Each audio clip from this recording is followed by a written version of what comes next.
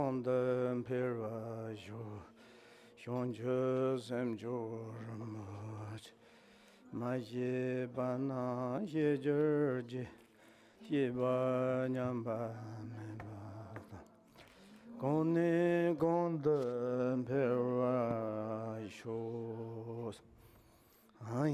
morning.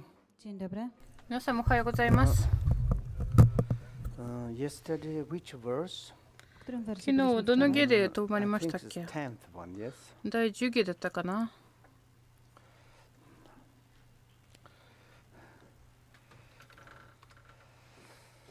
The 10th one we are talking about 第10下では illusory 幻 illusions の話をしまし W た。 10 mówiliśmy o iluzorycznych iluzjach. and also また they are kind of the debating. 議論も起きてるわけですけど、 This debate is quite very, very important. その議論がとっても大事 Why で they すね。 need to debate? なぜそのような問答がそこに起きてるかというと、 They do not debate, 議論し、そのような問答しなければ and then it's very difficult. It's what is the really reality. 何が現実であるかという見極めることは難しいんですよ。 For ours, like daily practice, 私たちの日課行としては、 Codzienne praktyki nasze. and this kind of the teaching, this こ kind の of ような教 methods, え、このような方便 what は is the benefit for our life? 私たちの人生にもとても役に立つんですね。 Z takich debat. In our life, it's like generally speaking, 一般的には私たちの人生では、 we very much believe 私たちは in the relative appearances 世 as 俗 real. の現れが本当に実体があるということをとても深く信じ込んでますね。 są dla nas realne. And like really our own individual to check. で、一人一人各々でそれを確認して、 And seemingly looks like everything is really true. Bo to wygląda, すべてが wydaje 実 się, 体があるかのように見えてるんですね。 We never consider ちょっと待ってください。 these things are as illusion. それは nigdy nie myślimy o 実 nich 体が jako あるか o のように iluzorycznych. は絶対考えることはない Then です。 this like when we are そうする holding と、ごめんなさい。 as real, それを実体があるものとして保持しているときに、 To mamy wtedy それに対して przywiązanie 執着が and 生じてしまうんですね。 craving, i で、とらわれ lgnięcie. てしまうん and ですね。 desire. 喝愛が出てき Then て、 there's 欲望が出てき all て the、disturbing emotions で、 is その coming. に乗っかっていろんな煩悩が生じてくるんですよ。 And the disturbing emotion で、煩悩は Przeszkadzające emocje we call the negative emotion. 私たちそれを不全な感情というふうにも呼んだりしてるけど、 Really like kind of the その negative. ような煩悩、不全な感情というのは本当に不全ですよ。 Przykładowo, ネガティブです If ね。 we have too だ much から negative emotion, あまりにもそのネガティブな感情が、負の感情がたくさんあると、 unhappy. to jesteśmy bardzo もうすご nieszczęśliwi. く不幸に感じるんですね。 Może kiedy mówimy o で、こ negatywnych の負の emocjach, 感情は、 Stop name. to wydaje się まあ nam 抽象的 czasami な名前ではあるけれど What も、 do you mean?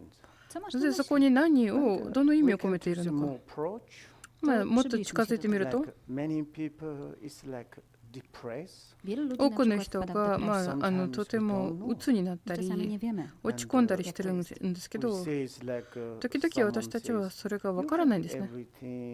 everything なんでと、あなたのところでは全てが完璧じゃないか。どういう問題があるのか。 Scaring, depressed, sometimes very much anxiety. で、相手が、でもわからないんだけど、なんか常に心配性になったり、いろんなことでがっかりしたり、落ち込んだりして、もう落ち着かないんだっていうふうになんか答えるんですね。怖いとか、怖いと感じることもあります。 I również w naszej 私たち rodzinie. の家族もね、 Even ourselves, 我々自 we 身で can't さえも、 see this inner uncomfortable feeling. その内面にあるこのような、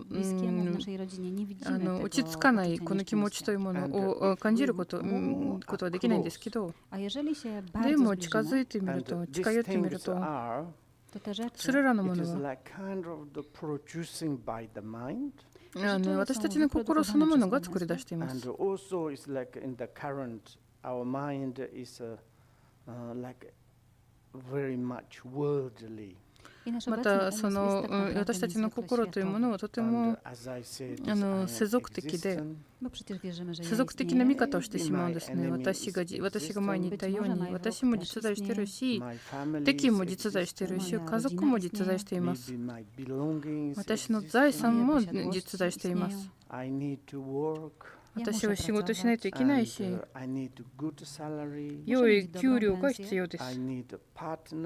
良いパートナーが必要です。探してて、なかなか見つけ出すことは難しく、で見つけ出す前にいろんな私たち性格みんないろいろだからせっかく出会いとしても一緒に時間過ごすことは難しかったりする。このような不快な条件が揃ったりして、możemy się trochę do tego przybliżyć i poddać się analizie. さらに私たちは近づいて分析してみて、外のものは本当のこと言うならばあんまり私たちに迷惑をかけてるわけじゃないんですよ。かけてるのは私たちの心そのものなんですよ、実はね。例えばこれが私のものだという私が思ったならば、それはもちろん私のですけどね。で、彼がそのものに対して嫉妬を感じたら、で僕はいつもそのものに対して常に執着を抱くと、よかったね、これを気を大切にしましょうねというふうに思うんですね。誰かがそれに触れたら、どうか気をつけてねと言うんです。だってちょっとでも壊れたら、壊れたじゃないかと。小さな対象ですけど、数多くの煩悩を作り出します。不意の感情。だってそれが私のものだと感じて思うし、それが実在しているというふうに思うし、それずっと永遠に私のものだというふうに思うんですよね。そのものを考えを作り出したならば、そこで私の心には心配が生まれるんですね。神経質にもなるし、落ち込むし、なんでこんなに鬱になってるのかって聞かれたら、そんなに落ち込む必要もないけど、自分のカップはどうなるか、魔法瓶どうなるか心配してるわよ。だってお腹でっかいお兄ちゃんが常に周りにうろついていまして、そのものに興味があるじゃないか。この人一体何やってるか全然わからないんだし、前回は私素敵にそれを磨いたのに、でも彼が触って汚くしちゃって、なんでそれをやってるんだろう。でこの人の前に立って、それをやらないでねというふうに忠告する。何の問題ですかって聞かれて、その通りですけど、これが無常だねというふうに言って、幻だねと言って考えて、永遠に私のものであるということもありませんと思ってしまえば、私の心をちょっとばかりリラックスするんですね。と完全にリラックスしてしまえば、持ってたら持っててもいいし、でっかいお腹のお兄ちゃんが取ったらそれはそれでいいです。壊れたら壊れたっていいです。持ってる時にそれを気をつけるようにベストを尽くしています。しかしそれが実在しているというふうに思い込んでいるならば、実体があると思い込んでいるならば、それが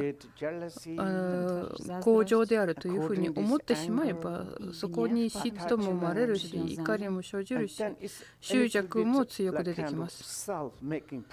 で、要するに自分自身に問題を作り出します。だから多くの教えの中にはこのように説かれます。現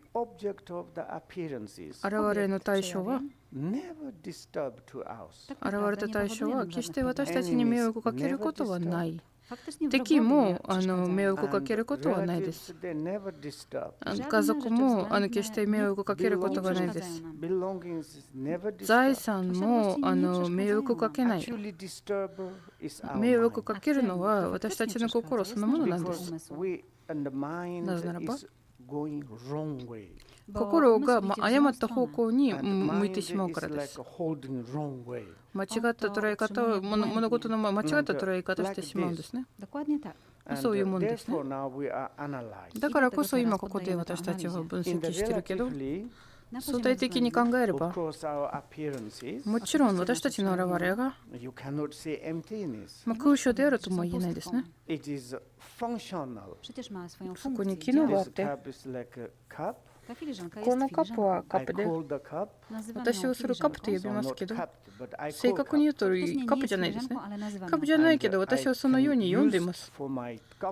それをコーヒーのために使ってもいいし、使えるし、そこに多くの、ちゃんと機能がありますよ。ちゃんと機能しています。しかしそれらのものを楽しんでいるときには、それに執着をしなければ、実体があるものかのように私たちはそれを捉えていなければ、向上であり、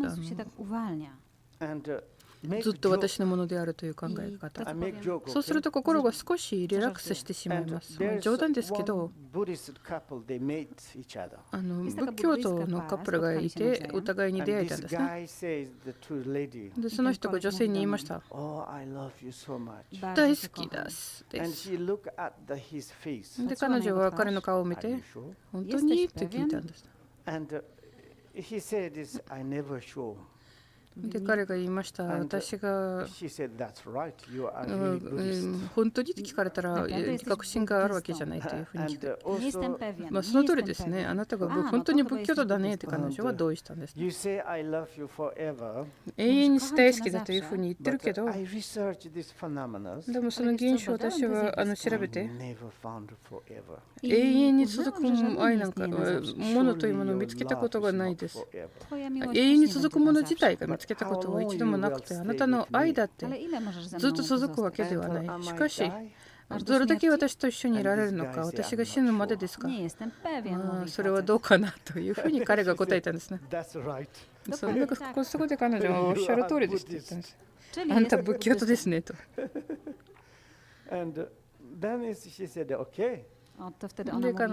そこで彼女いいよと言って、じゃあ楽しくやりましょうと言って、あなたに対して望み何一つないし、あ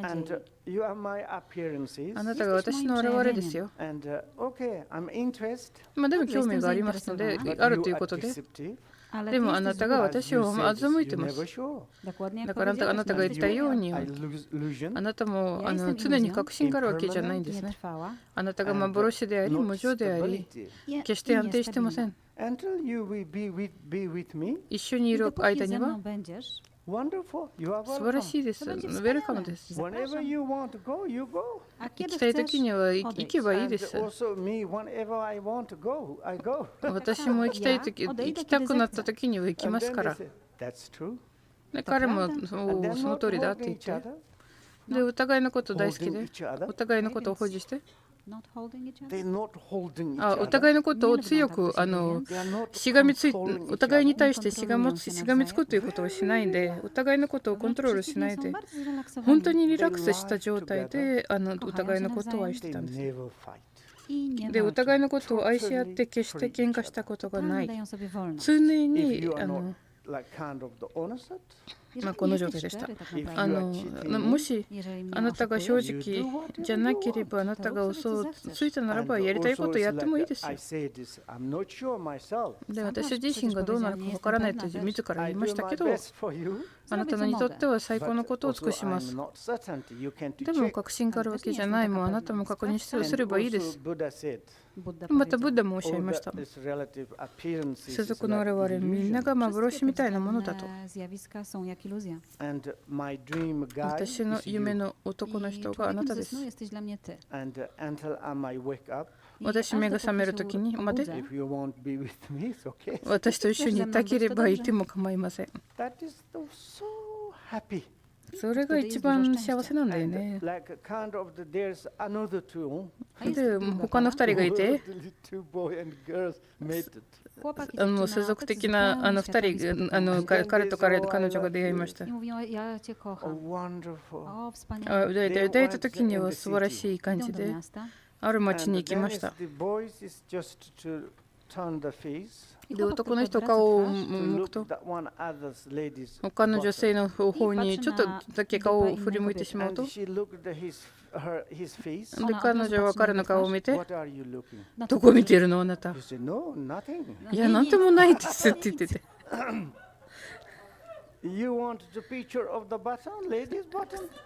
女性の尻が欲しいんですか。女性の尻欲しいなら私の尻見ろ。で、彼女は彼の目を殴ってさ。で、彼はごめんなさい、ごめんなさい、ごめんなさいって言って。で、各瞬間に彼女はトイレ行く時でも電話してるんですよ。あなたどこですか？どの部屋にいるの？今トイレだよって。お互いのこと信頼できないし、お互いのことコントロールしようとしてるし、常に神経質になってますね。なんか失ってしまうんじゃないか、誰かに取られてしまうんじゃないか。しばらく一緒にいる間はとっても難しくて、最終的には別れてしまった。ごめんなさい。本当にお互いのことを本当に実在しているかのように感じていたんです。保持していたんです。そうすると心に大きな問題が起きてしまうんですね。だからこのような相対的なものを分析していくならば、で悟ったら、幻として悟ったら、私たちの人生をそれによってかなり救われてしまうんですね。かなり人生に役に立ちます。こう思ってしまうと、まあいいでしょう。私の家族も夢みたいなもんだし、お互いに別れるまでにお互いのことを気にかけて、一緒にいるときは素晴らしい。しかし強くとらわれるわけじゃなく、攻撃的に。財産もそうで、それここにどういうご利益があろうか。たとえ死の過程が始まったとしても、その死の過程が始まったこの状況から、それもまた幻であるということを悟っていくでしょう。恐れる必要がないねというふうに分かります。その過程というものを見たくなります。どのような体験していくんだろうか。私の心がとても愚かで、私が毎日インスリンの注射しないといけないですね。で、あまりにも自分の体が好きで、針をこういうふうに持ってるときに、一回ここに置いとこうとしたんですけど、すごく怖がってて、でここに置いとこうとして、でそこ見えないし、で鏡の前に行って、で見てやったけど、でそこに針刺したら、間違って自分の体に刺したんじゃなくて鏡に刺してしまったんです。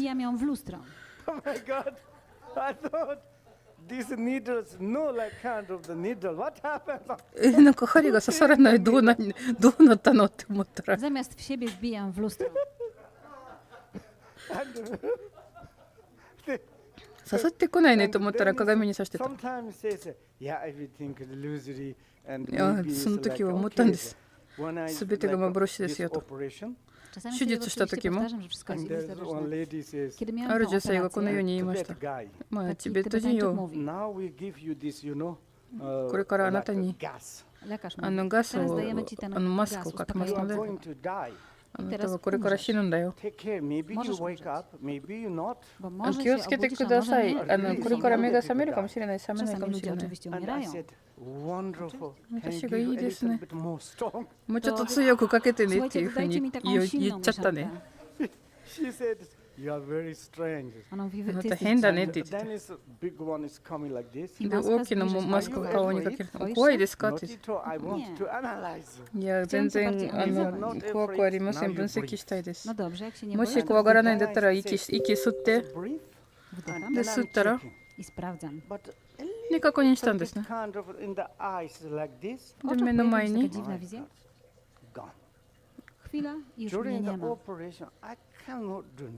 本当手術だから意識がいってしまったんですね。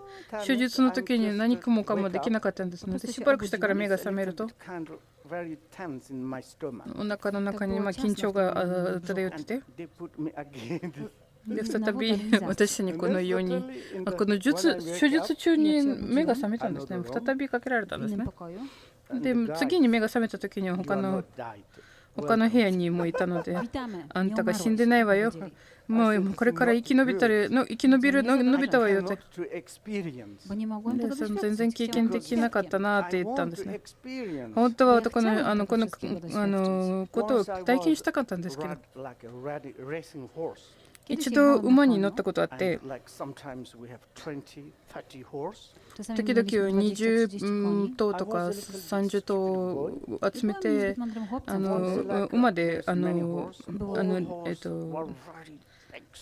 レースをやることがありますけど、私小さくてまだバカだったんですけど、馬たちみんなが強くて、私の馬もとても速かった、速かったんですね。で、このレースやったんですけど、で、ヤクは何人かが入ってきて、で、私の馬を止めようとしたんですね。で、私が最終的にはヤクにぶつかって、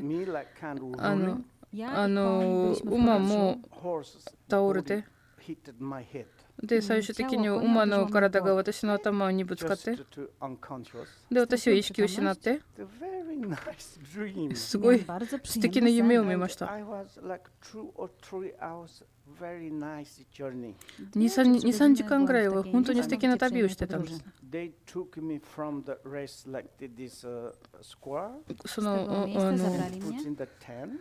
馬から私を下ろしてテントの中に入れて、医者を招待して、医者が一生懸命私の心臓マッサージなどをやってくれてたんですけど、突然目が覚めると、医者が私の目を見て、今彼が戻ったよ、意識戻ったよ。でも私がもっとその旅したかったんだよね。すごい素敵な夢だったんですよ。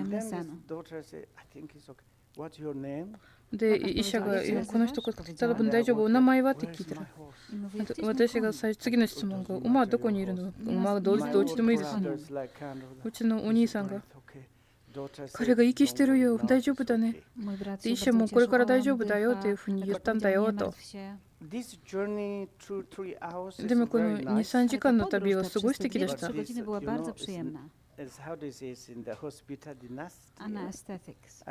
でも病院で麻酔かけられた時にはひどかったんですね。意味は何かというと、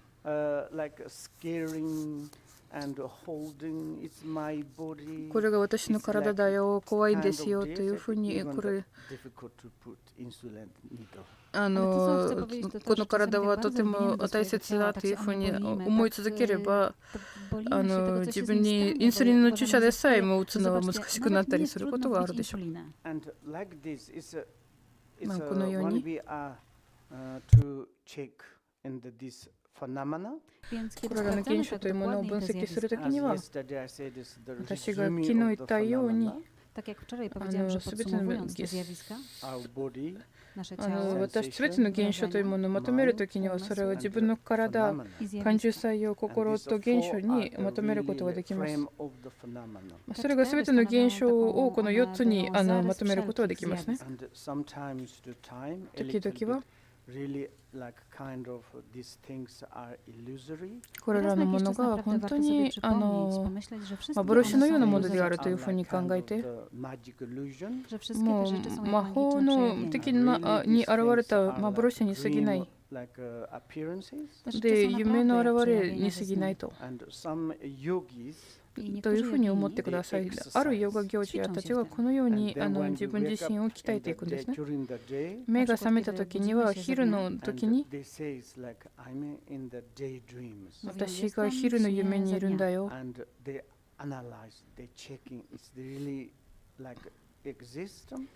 それが本当に実在しているかのようにということを考えていくんですね。で、いろんなやり方をやっていくんで、やろうとしてるんですね。分析のためですけど。心の中によく吟味して、例えばこのマンダラが、私はこれをマンダラと呼ぶけど、でもこれが一つのものではないですね。多くのものから、多くの要因からなっています。私がマンダラと呼びますけど、でもマンダラと言えるものは一体何なんでしょう。それも言い過ぎですよね。そう、例えばそこに米があって、銅があって、宝石がありまして、で、それをバラバラにすると、中を探ってみていくと、何もかも見つけ出すことはできなくなります。すべてがパーツと分かれてるけど、で、その中から米を取り出して、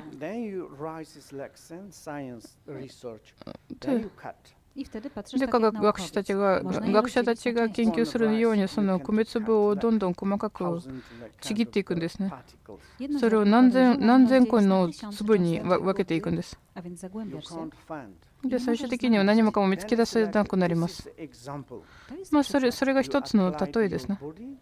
自分の体に対してそれを当てはめるならば、あるいは山に対して当てはめるならば、森に対して当てはめるならば、どのものに対しても、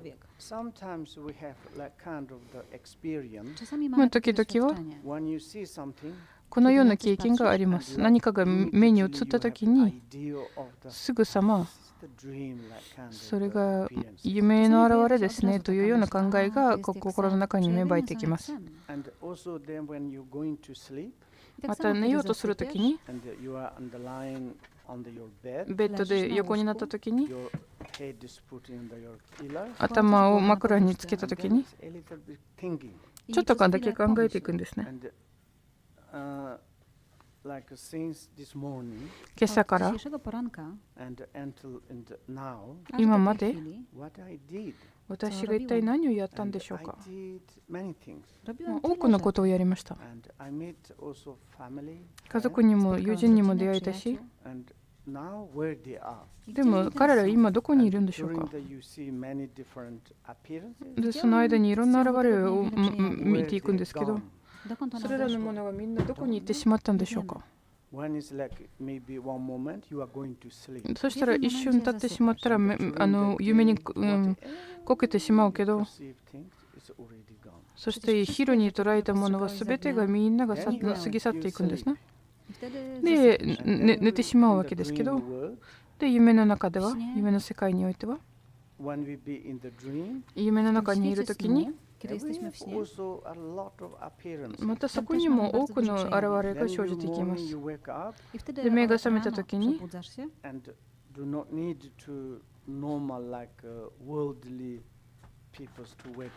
周りの世俗の人たちを起こす必要がありません。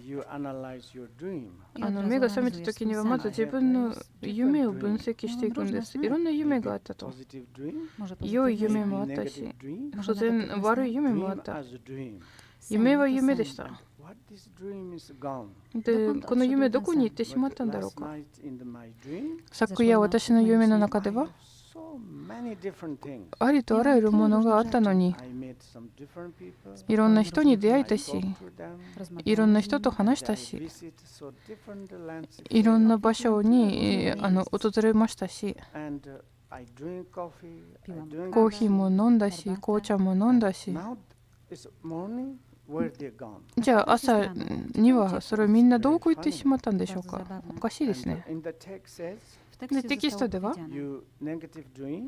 あなたの不全な夢はあったならばそれを懺悔して、で善なる夢ならばそれをエコする歌うと良いというふうに書かれています。で、夢の中にいると夢に対して執着を生まれてしまうならば、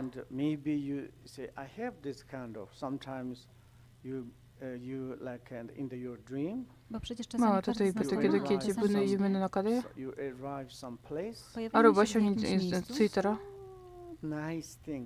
すごい素敵なものがあって、で、周りの人みんなが優しくて、花もに満たされて、時々は私たちが飛んでるような気持ちだったりするんです。すごい楽しいです。で、執着が生まれます。ちょっと突然目が覚めて、あの夢どうだったか、その夢から離れたくない、もっと見たいこの夢を寝ようとするとけど、で、夢が戻ってきます。戻ってくると期待してるけど、しかしそれが戻ることはないです。だってこれは幻に過ぎないですから、再び寝ても最初の夢が戻りません。昼の夢だって全く同じ。例えば昨日、私たちはここにいたし、でベルギーのさんがもう何人かここに来たんですけど、もう今ここにいません。どっか行ってしまいました。もう飛行機の中にいるかもしれない。だから昨日あった夢はどこに行ってしまったんだろうか。昨日の夢を保持したいと願うならば不可能です。昨日の夢では私たちが執着してとらわれてたその夢を伸ばそうとしてたんですけど、でもそれが愚かなアイディアでした。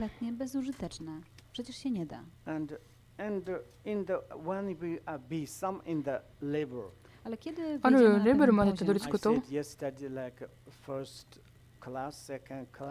日私が1つ目のクラス、2つ目のクラス、3番目のクラスという言い方しましたけど、1番目のクラスというのは剣道の一部のもの、剣道までたどり着いた方々ですね。その剣道までたどり着いたときには物事の本当に全てを夢のように、夢が夢として現れているもの全て夢のように見えてしまうんですね。それによって本性に近づいていくんです。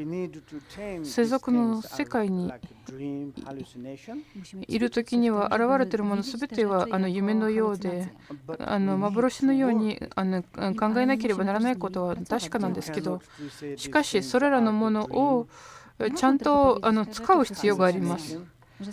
これが夢であり幻であるというふうに言っちゃいけないですね。例えばこのグラ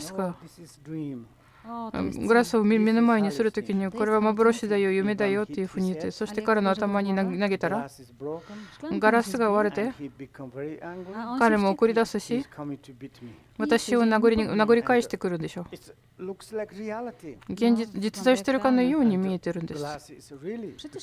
で、ガラスも壊れてしまうから実在してるんじゃないかというふうに思うんです。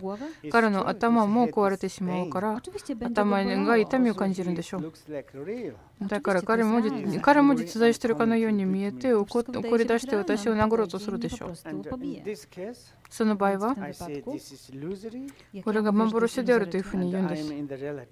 で、私は世俗の世界にいるんですから気をつけなければなりません。みんなが私たちが幻ですけど、世俗の面にいるんだから、全てがちゃんと機能しているので、私がそれらのものをみんな気をつけなければならない。で、3番目のクラスまでたどり着いたときには、私を見たときには、僕は醜く見えなくなりない。で、あの人を見たときには大きなお腹であるというふうには見えなくなります。彼が私の化身として思ってしまうかもしれません。私の心の化身として見えてしまう。で、彼も私が彼の心の化身として捉えてしまうんです。彼の動きを気にしない。彼の動きは私の動きかもしれない。例えば、昨日私も皆様に言いましたけど、この体験が私にありました。一度すっごく疲れて、で馬の背中の上に乗ってました。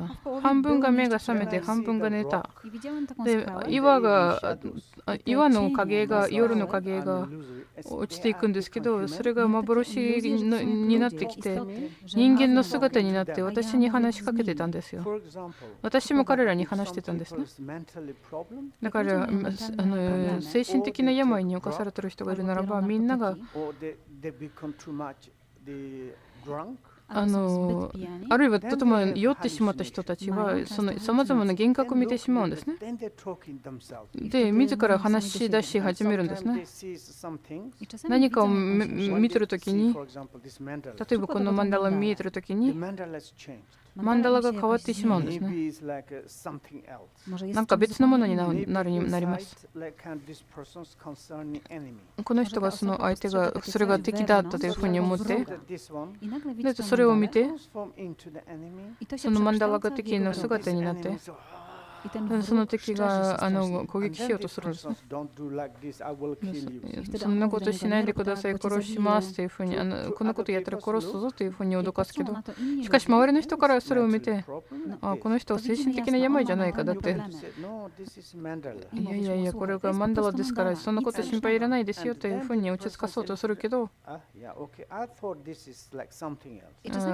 その瞬間に気がついて、そうだったんか、別のものだと思った。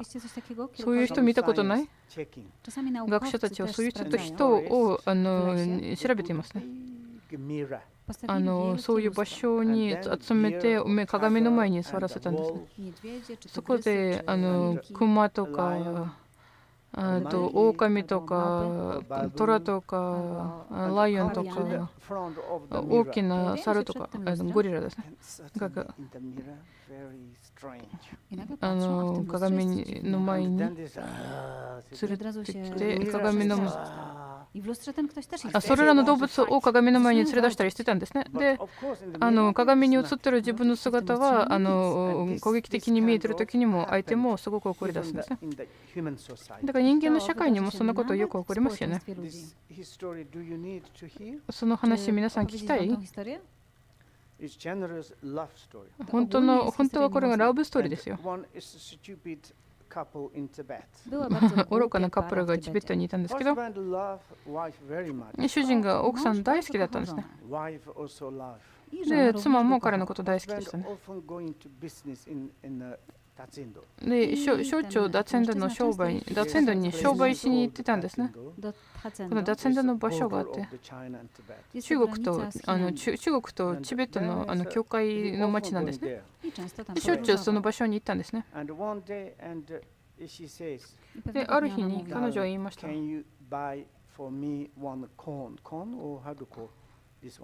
ダーリン、私のために一つの串を買ってくれませんか？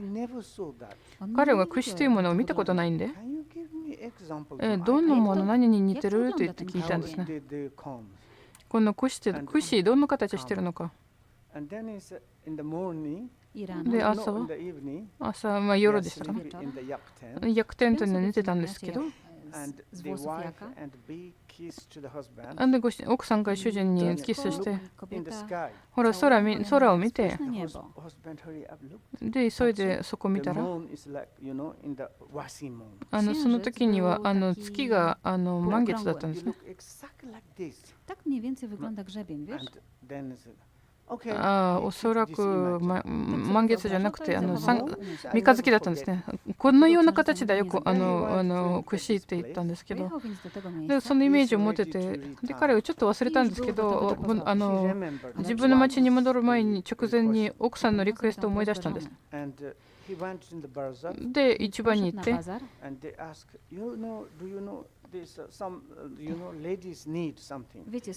女性なんかが必要だっていうふうに言われて、女性が必要なもんだが何か必要だって言ったけどなんだっけ忘れたんだ。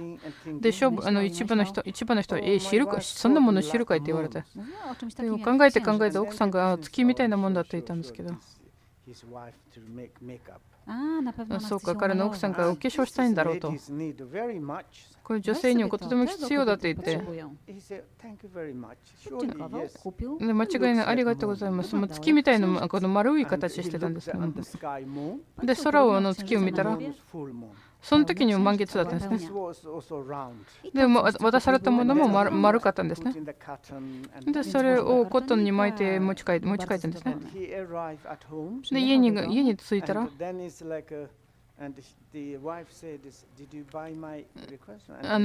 その串買ってくれたんですかと。もちろんです。そんな忘れるわけがないでしょうって言って、でカバンから取り出して、これだよって言って渡した。これ丸いじゃないかと。私お願いしたのそれじゃないでしょ。でも取り出してみたら、でそれを見ると、で彼女の顔がそこに映ったんですね。鏡だったんですね。で彼女突然泣き出したんですよ。何があったのって聞いたら、あんなところにいてある女性連れて帰ってきてくれたじゃないか。すごく変な女性じゃないか。そしてそれを布の中に隠してたんですし、でお父さんのところに走って、お父ちゃんよ、この人がある女性を連れ帰ってきたんだよ。すごい変な女性。お父ちゃんがすごい怒り出してた。どこに隠してるのって言ったら、ほらここだって言って、ちょうだいって言って、それを見たらすごい変なおじさんが映ってて、この人殴るぞって言ってて、彼が女性も連れてきたし、女性の夫も連れて、お父さんもまで連れてきたんだ。で奥さんに、でお父さんがお母さんに話してて、彼の母に話したんですね。君の息子がすごく悪いですよ。私たちの奥さんがいるにもかかわらず、彼女も彼女のお父さんまで連れ帰ってきたんだよ、恋人の。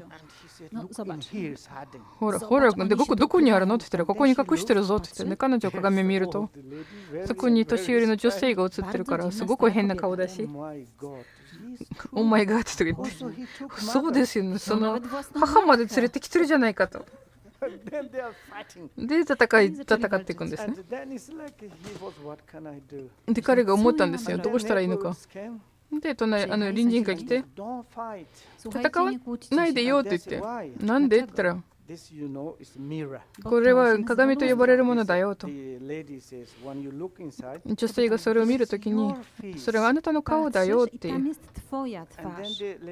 で女性はそこで、そっか、自分の顔を見たことがないんだよね、私は。昔は鏡なんかなかったし、今時々こういうもんなんですよ。私たちの我々が分析しないから、そしてそれが実在しているかのように見えてしまうんですね。でその現れが私たちにとてもその現れというものをすごくその現れともとても気にかけてしまうんですね。で死の過程が始まっても、それが全てが幻であるというふうに、全てが幻のようであるというふうに悟っていくかもしれない。もう旅立とうとするときに、執着というものが全て何もかもがなくなってしまうんですね。その条件、その場合は、今自分の状況を恐れないし、置いとかないといけないものすべて置いて、家、家族、お金、車すべてにとても楽にさよならって言えばいいですね。私の人生はこれで終わりになるんですと。それが私の夢なんです。良い家族に恵まれているならば、いいパートナーがそばにいれば、良い子供たちがいると、良い立ち位置があると、良いものがあると、さよならって言えばいいです。それらのものを抱えることはできません。夢の中に目覚めたような状態ですね。夢の中に金持ちになるかもしれないし、美しい家族を作るかもしれないし、しかし目が覚めたときに何もかも一緒に持ってくることはできない。だからそうすると執着するべきではないです。では、ここで休憩入れましょう。1秒。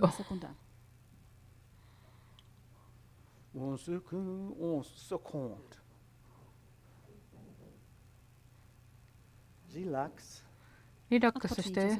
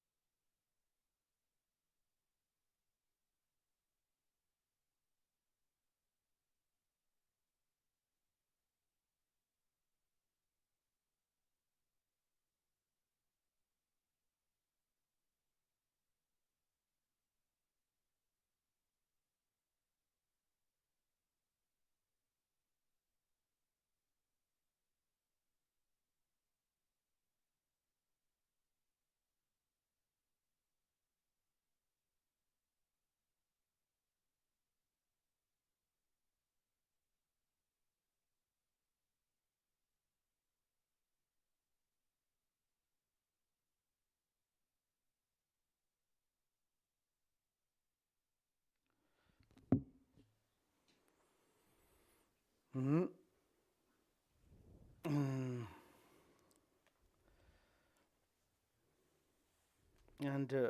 the verse, next verse. 次の義です。Yum shivsela so semishina dimite. Yum sendon dembala sonanton difanjon. If one kills or harm to the magic illusion of a man, there is no mind in such thing, and therefore there is no sin. But beings do indeed have mirage-like mind, sing and merit well. In consequence, arise.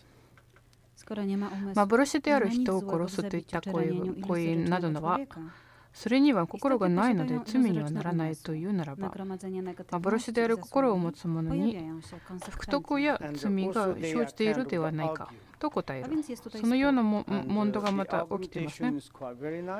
その論争がとても素敵です。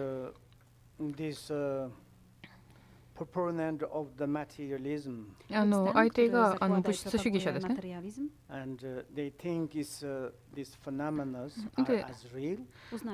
彼は現れているものすべてが実在しているというふうに思っています。なぜならば、相手に対して悪いことをしてしまうときには、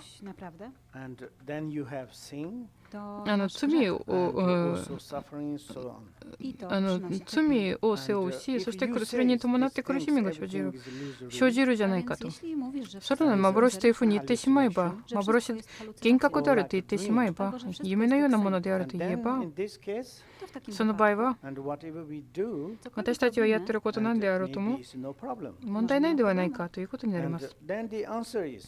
でもその答えは、そこは同じではないかと。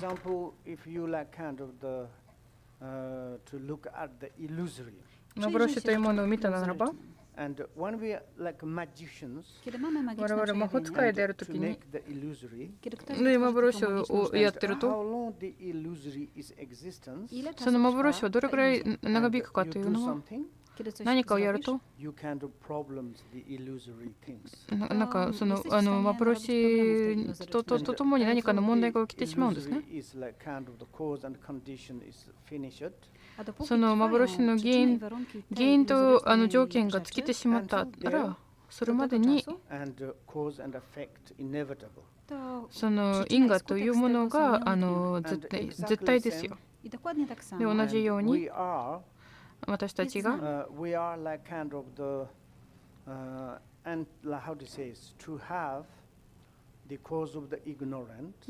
無知の原因を抱えているので、業という条件を持っているので、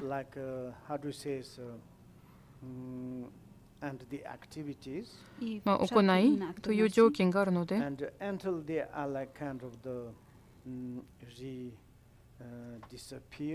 それらのものが消えるまでに、薄れるまでに、消え去っていくまでに、その幻が続いていくんでしょう。相対的なこの現象は、その真髄は空所です。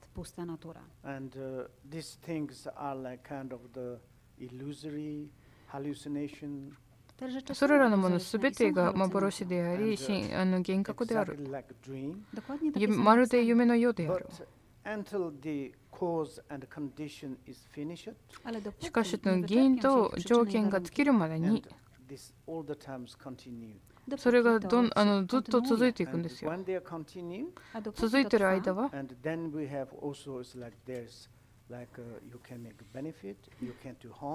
相手を傷つけることもできるし、逆に相手に対して利益をなすこともできます。そしてそれによって罪かあるいは福徳というものが生じてしまいます。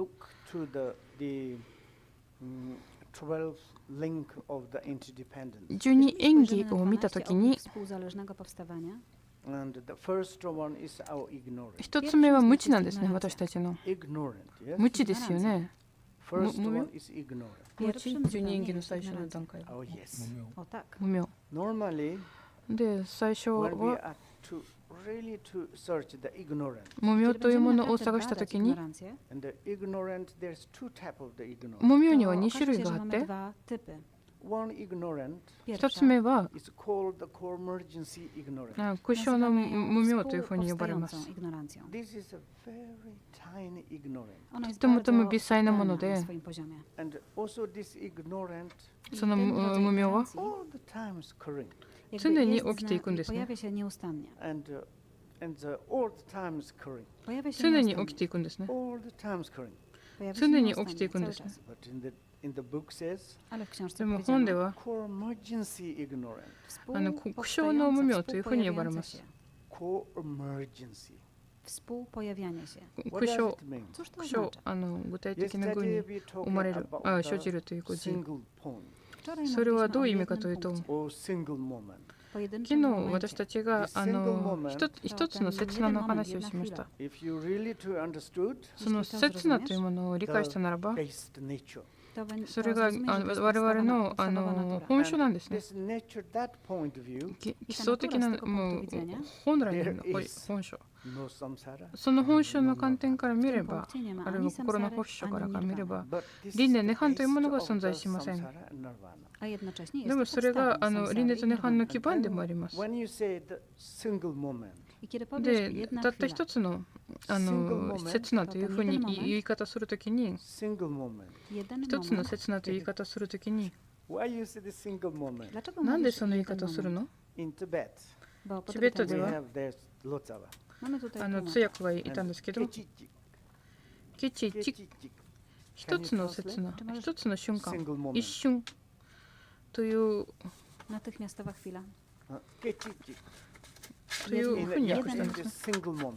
一つの一瞬ですね。時々チベットではケチチクとケチマチクという言い方をします。たった一つの刹那というふうに言ったり、そのたった一つの刹那は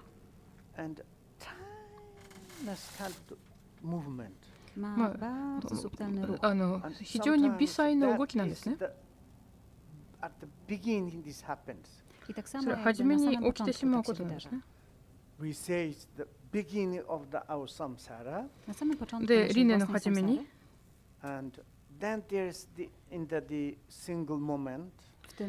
最初の一瞬があって、そこに何かが起きていくんですね。その瞬間は無知が生じてしまうんですね。その無明が起きてしまう。何の無明かというと、ごめんなさい。例えば、私たちは眠いときに、その居眠りは私たちの外の感覚器官、いろんな種類の意識はその意識の中に溶き込んでいるんですね。そして意識は基盤の意識、つまり荒屋敷の中に溶き込んでいくんですね。その時には心がすごく微細で、他の感覚器官が封じられていますね。痛みも感じないですね。で、ある瞬間に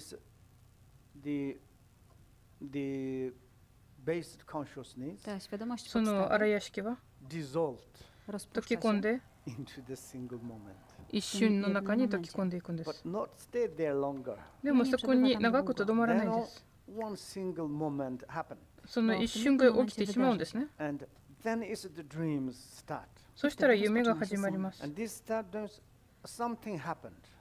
その夢が起きたときに何かが起きてしまうんですね。夢の中に何かが起きたら何かが生じるんですね。なんてことないんですけど、でもそこに何かがあるかのように捉えてしまうんですね。で、何かがあるとで、混乱が生じてしまいますよね。彼がこの人が言ったときに、あんた大丈夫かって聞いたら、大丈夫だ。それと同じ？何があったの？そこに何かがあると。大きなお腹の男の人がいるんだ。その二元的な捉え方はとても微細です。それを苦笑の無明というふうに呼ばれます。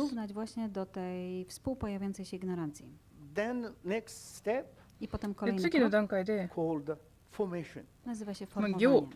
と呼ばれるものなんですけど、それが微細な苦笑の無明は、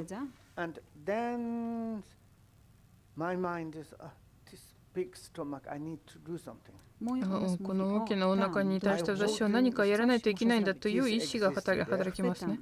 それが行ですね。彼が私ここにいるし、あの人がそこにいるんだというふうに思うんですね。その動きですね。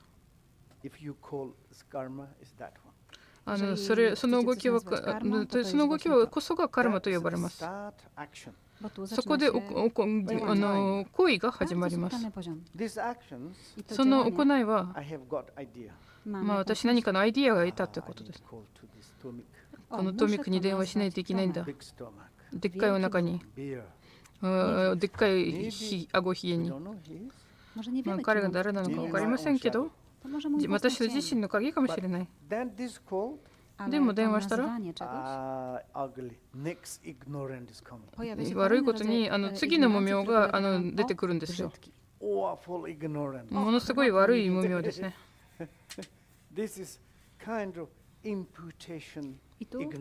それがレッテル貼る無明ですよね。レッテルを貼る無明。その2つの無明が揃ってしまうと、煩悩すべてそこから生じてしまいます。で、すべてが夢は幻のようで、外の世界、中の生き物で美しい醜いとか、すべてがそこから生じていくんです。そうするとその無明は多くの行を作り出します。行いと、意思というか、行いですね。その行いからは結果が生じてしまうんですね。そこで因果関係が生じてきて、二元的な捉え方が生じてきて、大きい小さいが始まって、二元的なものが始まります。美味しい、美味しくない。それも二元的ですね。敵味方、それも二元的です。輪廻と涅槃も二元的です。で、二元的に物事を捉えると因果関係が生まれます。これが二元的な捉え方が尽きるまで。そうするとその因果関係に関わらざるを得ないですね。で、そうするとこのように無明は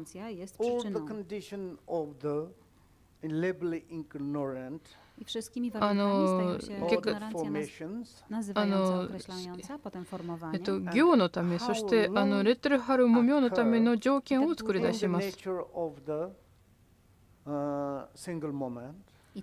そして一瞬の時には同時に生じてしまったこの無明が一緒にどんどん続いていくんです。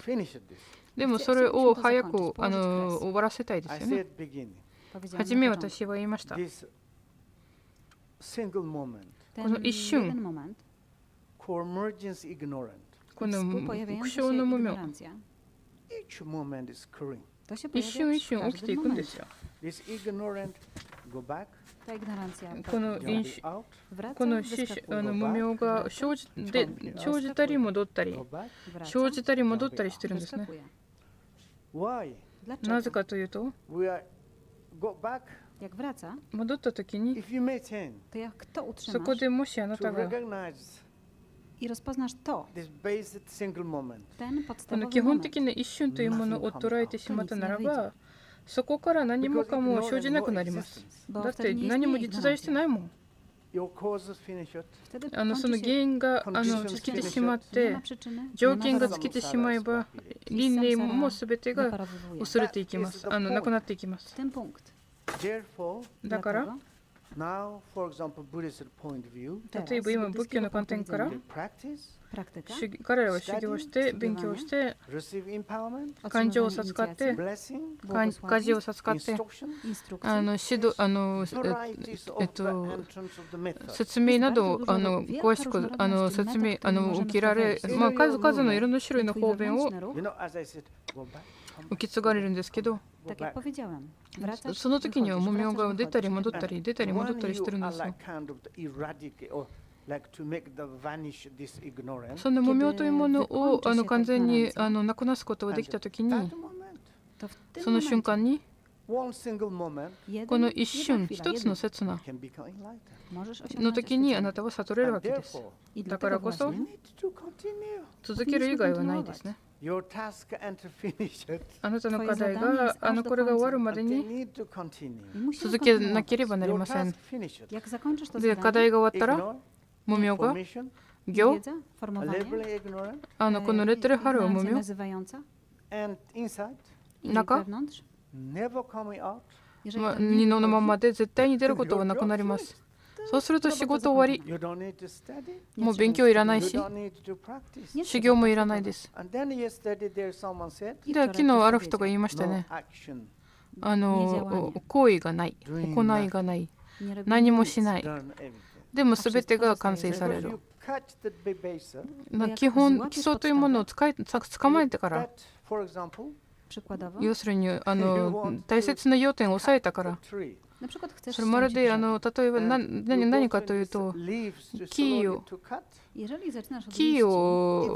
切りたいときには、もし葉っぱから切り裂き始めるならば時間かかりますね、1枚ずつ。で、枝すべてをカットして、要するに葉っぱを切る前には枝を全部切り落とせばいいですよね。だから同じように輪廻の根本を落とせば、私たちの輪廻の現れが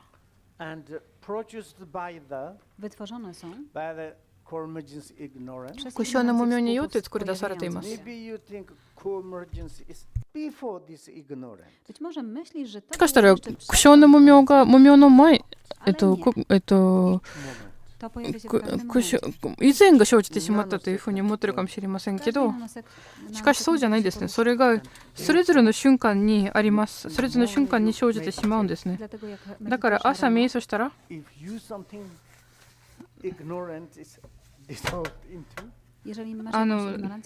もし無明がその瞬間に溶け込んでたら、その一瞬のうちにあなたは悟ってしまうんです。夜瞑想した時にはその無明が溶け込んだら、それ以上続ける必要がなくなります。そんなもんです。ジェツンミラリパも初めてマルパの弟子に出会えたときに、なんかゾッパチェンポを私に教えてくれませんかとお願いしたんですね。いいよって言った。教えてもいいけど、あなたが運が良ければ、本当に修行すると、ゾクチェンの修行するときに、よく修行すれば、朝瞑想するときに、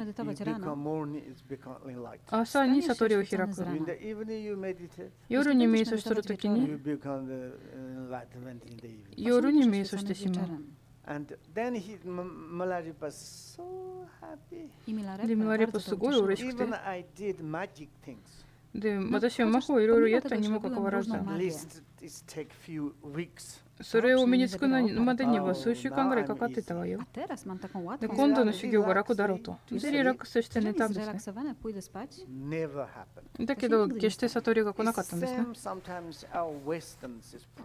西洋人にも同じような問題がありますよ。たくさんの族人の教えを授かっていくのにもかかわらず、時々はポーランドにも族人の先生方がいらっしゃいます。ポーランド人かロシア人か分かりませんけど、ガラブドルジャの三要訣を説いたり、グヒャガルバの秘密主義の教えを説いたり、ダイン・マハムドラの教えを説いたりする。中では出会えた人もいますけど、もう全然信仰心なくなりまして全く興味がないという人もいます。何の話ですかと。もう20年間修行したんだけど、30年間修行したけど、全然変わらないしなと。だったら何で従う必要があるの？お酒飲んだ方がまだいいでしょう。そういうことが起こりますよ。間違った修行したから。だからそこを気をつけなければなりません。もちろんそれが簡単ではあるけど、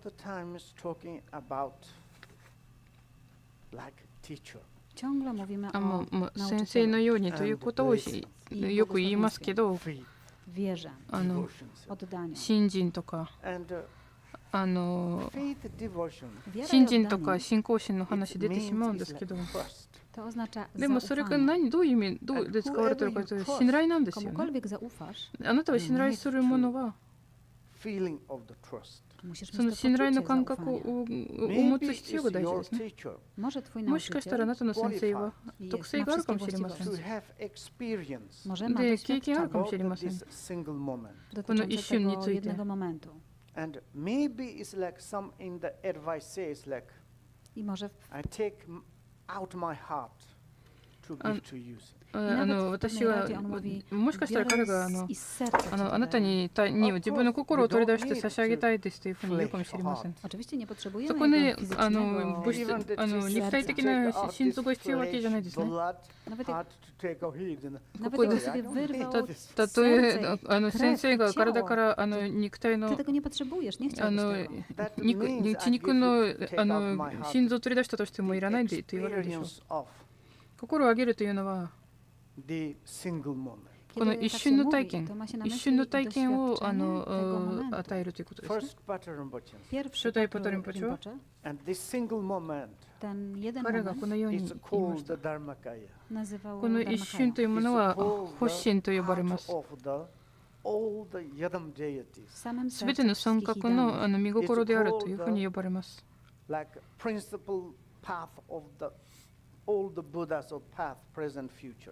すべてのブッダが三世の仏が説いた道であるというふうにも呼ばれます。この一節のはダーカとダーキニの血液そのものですね。血液の雫ですと。その通りなんですよ。そういうの経験した先生方がいると、指でポイントアウトするんですね。指し示してるんですね。それ信じられますか？そしたら先生の前にいても一生懸命耳傾けて聞いても目が回り出したら別のものを考え出してそうかもしれない、そうじゃないかもしれませんというふうに考えて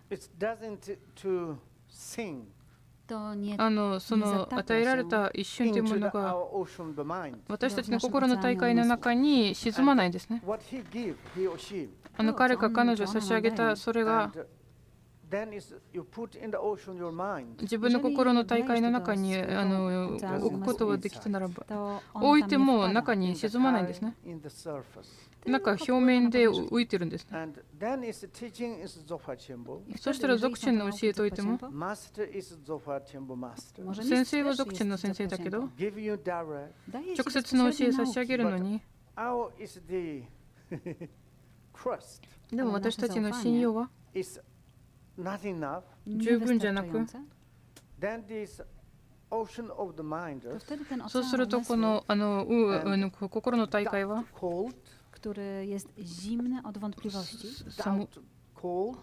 疑問によって冷えてるので、表に氷を作り出します。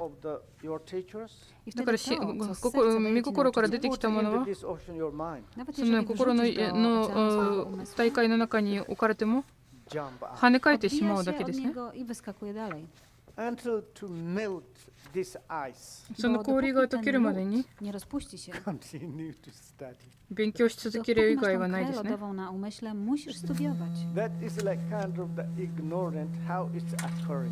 このように無明というものが生じてしまうんです。今は我々の体一刹那です。私たちの言葉も一刹那です。心も一刹那です。一刹那というものは決して別々になることがないです。84,000の煩悩は中に入って戻ってくるんです。で中に入ると分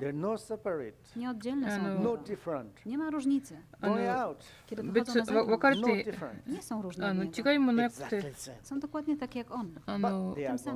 不可分ではあるけど全く同じであるけど入ったり出たり入ったり出たりしてる。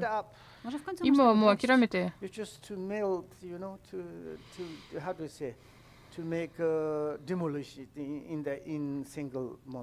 だってその一節の中に溶き込めばいいです。でもその一節のというのは決して不自由なわけじゃないですね。その一節のは無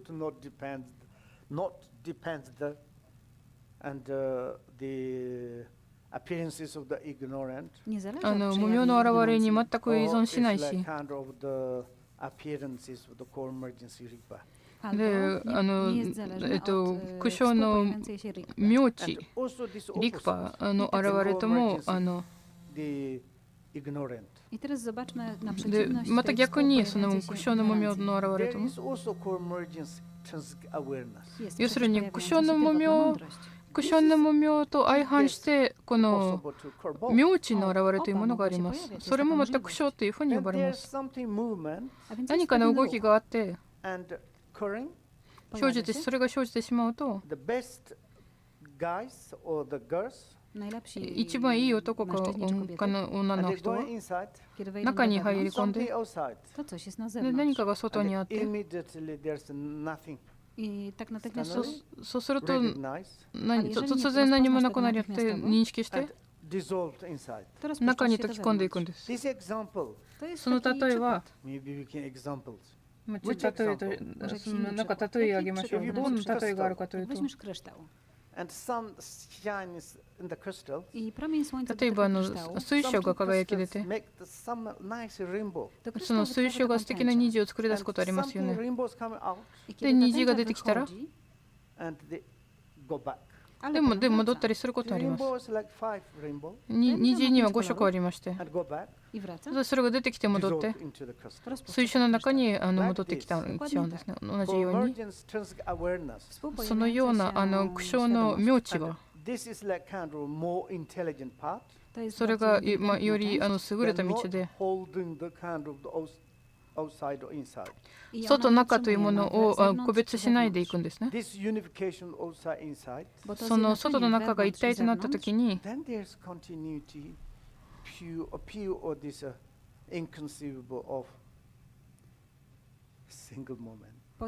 そこにはその不可思議な一刹那が続いていくことに継続することになっていくでしょう。その時には本源なるブッダというふうに呼ばれるかもしれません。本源なるブッダは一つだけじゃないです。相対的にはそうなんですけど、究極的にはみんなが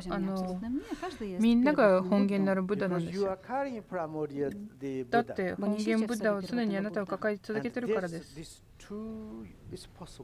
だからこの2つがありえます。この水は尽きてしまったけど、その水のエッセンスはメッ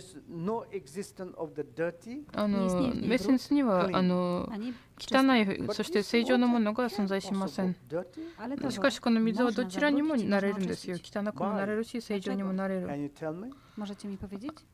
どうしてわかりますか？説明できますか？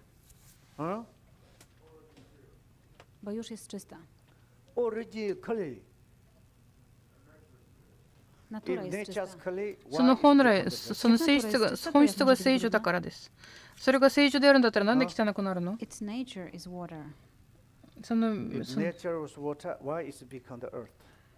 しその性質が水であるならば、なんでそれが土になることもあるんですか？時々水が土になったりするんですよ。水は火を作り出すこともある。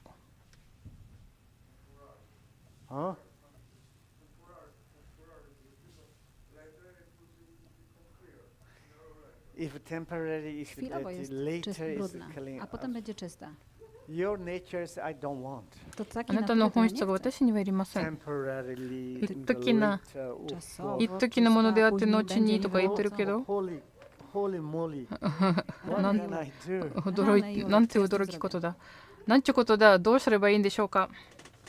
とにかく分析してみてください。ちょっと分析しなければならないんですね。なぜならば私たちはこれは難しいだねというふうに片付けて、そうすると何もできないですよね。常にこの混乱ばっかり心の中に保ち続ける。その混乱は一体誰が取り除くことができるでしょうか。私も一種の仏教徒ですけど、仏教徒になった途端に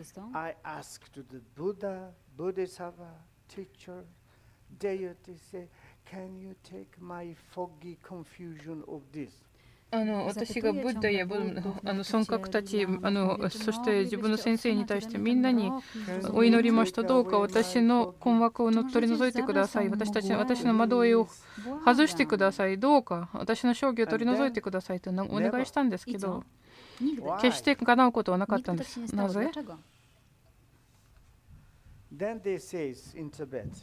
そうするとチベットではこのように答えてくれるんですよ。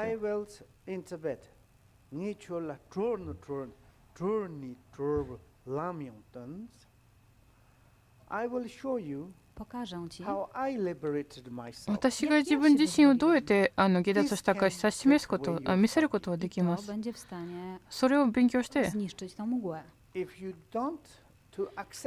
でもあなたはそれを受け入れなければ、どうやって私はあなたの一刹那の家の中にどうやって入れるんでしょうか。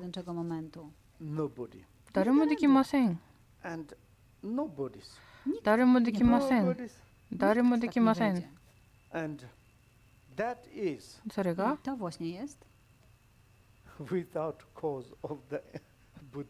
ッダの原因なく、これが分かりますか？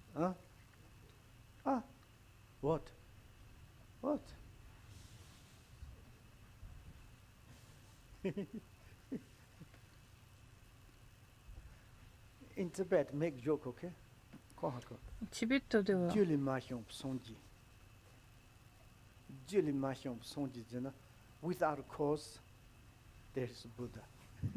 因なきブッダがいるという話がある、冗談がありますね。原因という条件がないけれどもブッダがいる。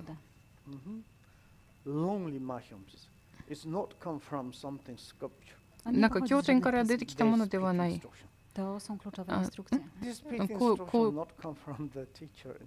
口伝から来たんです。しかしこの口伝が先生やブッダから来たものではなくて自ら出てきたものです。冗談ですけど、皆様の中でよく知っている方もいるけど、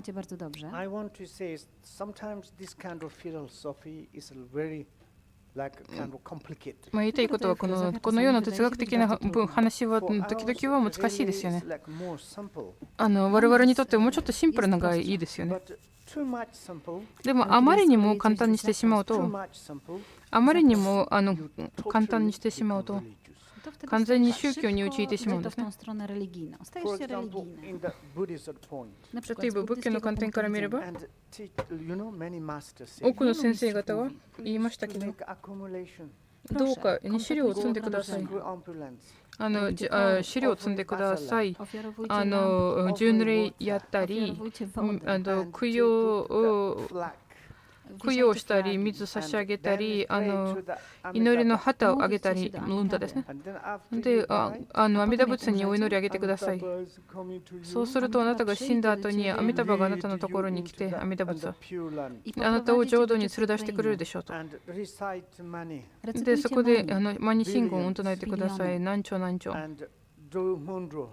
善行やりなさいと。そうするとそうなんですよね。こんなに簡単じゃないですよ。普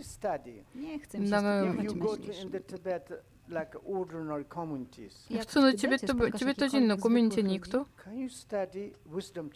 そこで知恵書を学べますか？全然できません。それがお寺の仕事だよ。私たちのレベルじゃないです。で、仏法欲しいですか？欲しいですよ。欲しいけど、私は一生懸命マニピメフンの修行してるよと。時々口が間違って、マニを唱えずに唱えていきます。こういうふうにマニマニばかりと唱えていきます。で、勉強したくはありません。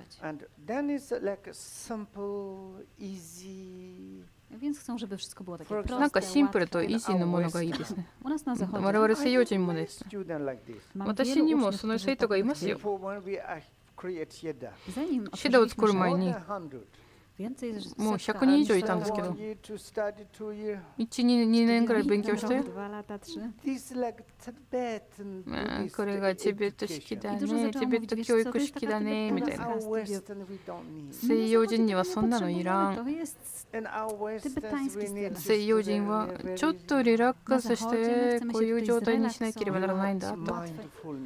で、マインドフルネスの修行すればいいんだよ。で、瞑想するときにもこういうふうに手を組んで、こうやって目上げて、いらない。これじゃいらないです。このように瞑想しなければならないんだよ。これがどっちかというとヒンズースタイルだよ。でも多くのヨーロッパの仏教徒は、誰もマインドフルネスの修行をしたがるんですね。私が生きてる、私が住んでるベルギーでは、ほとんどのナチュラルショップでは、こういうリラックスのエリアでは、装飾としてブッダの頭、ブッダの仏像が置かれています。多くのグループがあって、瞑想してるよとか言うんです。先生いりませんわよ。ただのマインドフルネスだけで十分。マインドフルネス大学までできた。マインドフルネスにはそんなものいらないのに。そんな感じで。で、ミパマリンポチ、そういうものはいいのはいいけど、ミパマリンポチがおっしゃいましたね。一つのことをおっしゃったことは、瞑想には2種類があって、一つは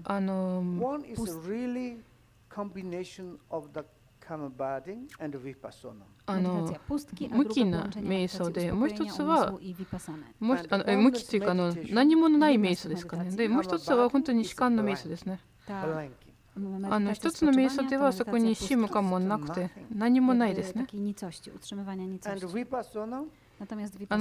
で、観というふうに言えば、ヴィパサナと言ったら、そこにラブストーリーが出たり、音楽が出たり、お酒の話が出てくる。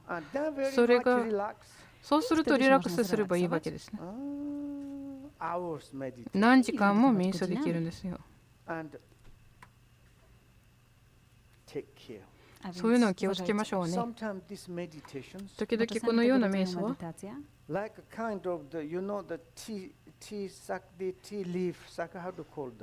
茶こしがあるよね。茶こしがあります。茶こしありますよね。で、そこの茶こしにお湯をかけるんですけど、そこ美味しいお茶がその茶こしを通して出てくるんですね。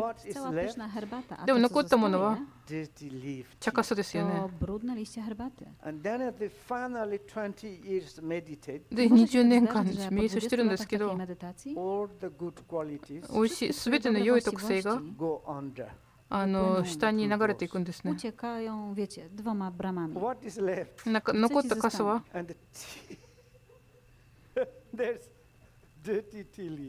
まあ、出がらしだけ残って、そういうふうに、それはミパムリンポチを書いてますね。このように何もない無の瞑想は、皆様はその経験があるかもしれませんけど、私が瞑想しているときに、目を開いて、多くの姿景色があるので、それがかなり私をさならしてしまうんですけど、で目を閉じてしまうと完全に何もない状態です。で、心の中に入っても何もないですね。明晰さあるんですか？わかりません。明晰な状態はないです。でもその無明の状態でも、この何にもない状態というのは続くのはたった1ピコセコンドです。それが終わったら次はラブストーリーの話とか、あるいは音楽の話とかギターです。あるいはベルギービールの話とか、そういうところに飛んでしまうんですね。それを瞑想するときに7時間とどまっても問題ありません。恋の話は7時間考えるのは全然苦痛にならない。苦にならない。で、そして素敵だなというふうに言って、それで起きてしまうんですけど、言いたいですけど、10分瞑想したいならば、真剣にやってください。これが決して時間の無駄になりません。自分自身に言い聞かせる必要があります。もう愚かなことやりたくないと。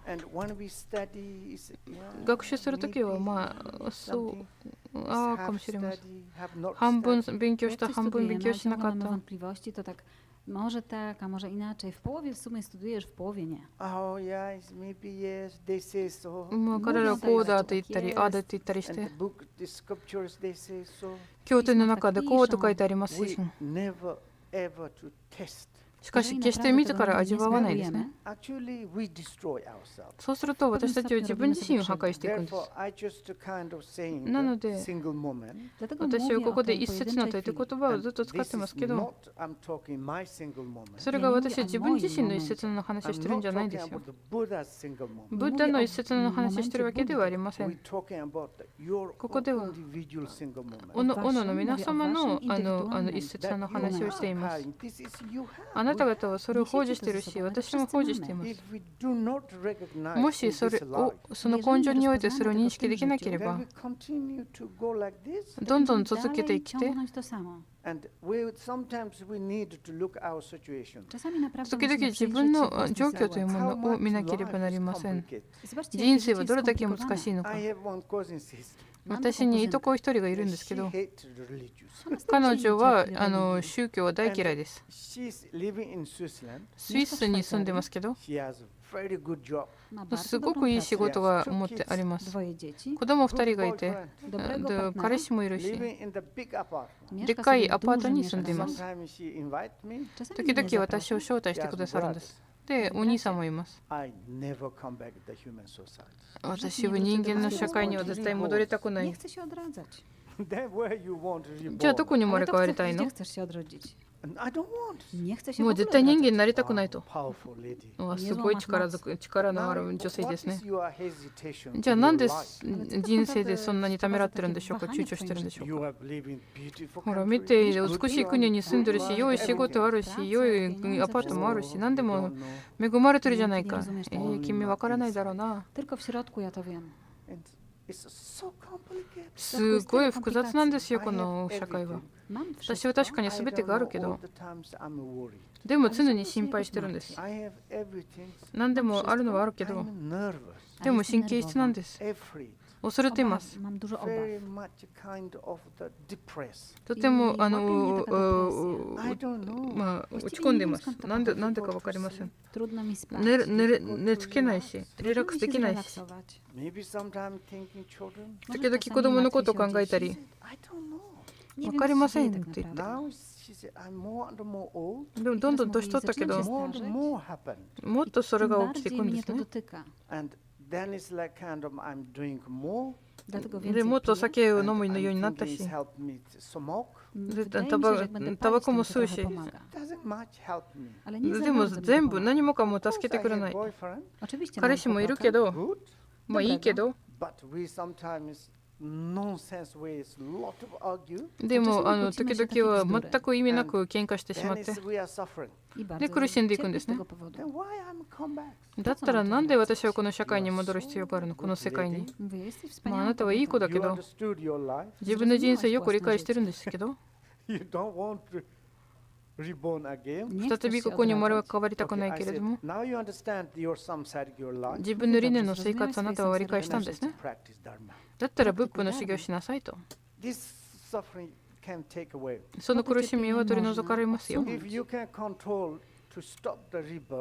伝承というものをコントロールできるようになったら、私にもその方便を与えてくれませんか。私も伝承したくないです。まあ例えあげましょう。今日あなたは素敵な場所にいるんだけど、あなたは私に素敵な場所を持っていますし、今は自分の妹とここにいるわけですから、明日には行きたくないです。明日に行きたくない。常にあなたと一緒にいたいです。バカかというふうに言われます。あなたはそのことをコントロールできません。必ず明日には行くんでしょう。だから同じようにあなたは自分の次の人生が来ることをコントロールできません。次にもカイロになるかもしれませんし、馬になるかもしれません。いや、そんなのはなりたくないです。じゃあ自分が明日に行くことを支配できるようになるまでに、あなたが来世に行くこともコントロールできなくなります。まあそんなもんです。時々は我々の人間の心って変ですよね。自分の状況を見れば見るほど、必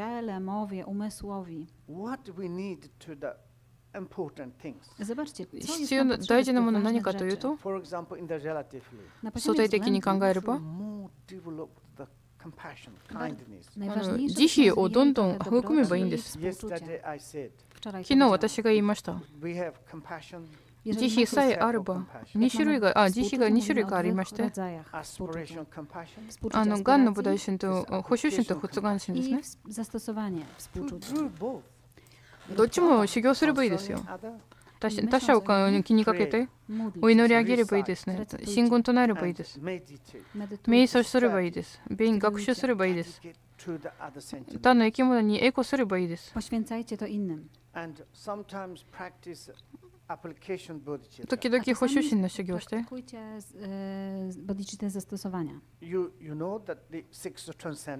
六波羅蜜って分かりますか？小さなことをできる限りたくさんやればいいです。私はニューヨークに行きました。ある女性にそこに出会いました。私の彼女じゃないですけどね。すごくタフな人でしたね。ちょっと年取ってましたけど、私よりちょっと年取ってたかな。非常にタフで。で仏教徒でニューヨークの街をすべて私に見せてくださったんですね。一緒にお昼食べました。で彼女には尋ねたんですね。チベットのラマ、あんた肉食べてるんかい？まあチベットのラマだって人間ですからと答えると、ラマが肉食べるならその生き物に何か役に立つからかつってるかもしれません。まあ私が食べてると、あなたはいいラマかどうか分かりませんけど食べないの？食べないです。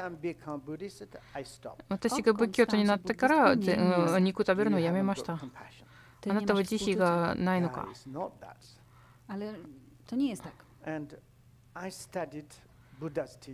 私が仏教の教え場なんで、仏教の教えに感謝しています。で決めたんですよ。肉を食べるのをやめると。それがブッダに対する私の感謝のいいですね。彼が私たちにすごい慈悲深いアドバイスを与えました。すべて私はついていくことはできませんけど、でも少なくとも一つだけを守れる。あなたはすごい強いですね。すごい強い女の人ですねと。あなたは結婚してますかって尋ねると、なんでそんなこと聞くのって聞かれた。ちょっと興味があるからですって言った。君が興味があろうかなかろうか。私は自分の人生において男全員嫌いですというふうに答えられた。冗談です。私そんなこと言いませんでした。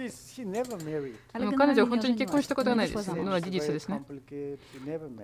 で、男の人が難しいだって言って結婚したことないって言って、でも優しい人です。そんなことを口にするからすごく私はショックを受けました。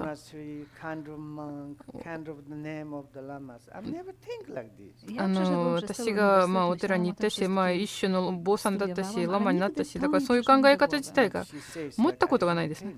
だからブッダに対する私の感謝の一つを伝えるのは一つだけ守ればいいですね。肉を食べるのをやめられたらそれが全ての多くの生き物にご利益になりますから、私にもご利益につながっているわけだし、それは理解できますよと。だから勉強しているときには、瞑想するときには良いことをやるならば、それが相対的にも役に立ちます。自分の本性の一節の悟るまでに、その善不善というもの、ポジティブ、ネガティブなものがとても機能性を持っていて、とても効果的に働いています。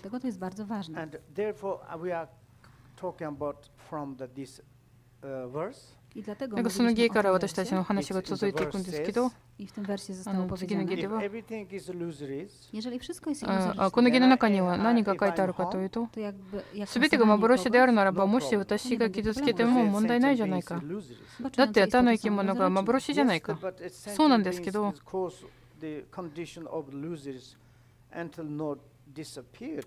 しかし確かにそうなんですけど、その幻の原因と結果が尽きない限りは、幻になる苦しみというものを結果として味わっていくんですよ。その原因と条件が尽きない限り、因果関係というものがちゃんとありますよ。ちゃんと機能しています。そこの答えは12義ですね。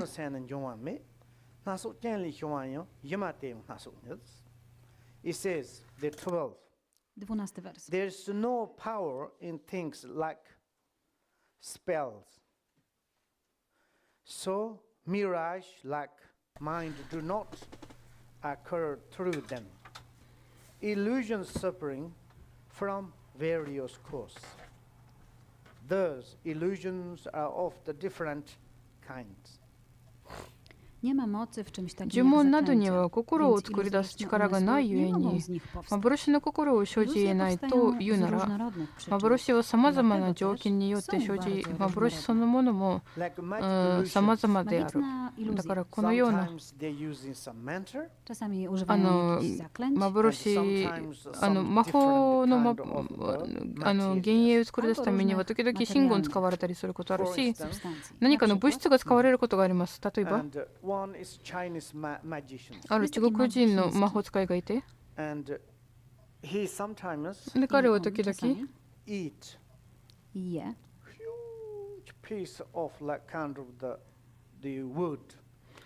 木の大きな塊を食べてしまうんですね。まず人の前のところにでっかい木の塊を木材すべてをリフトアップ持ち上げて、で口の中に入れて、で食べていくんですね。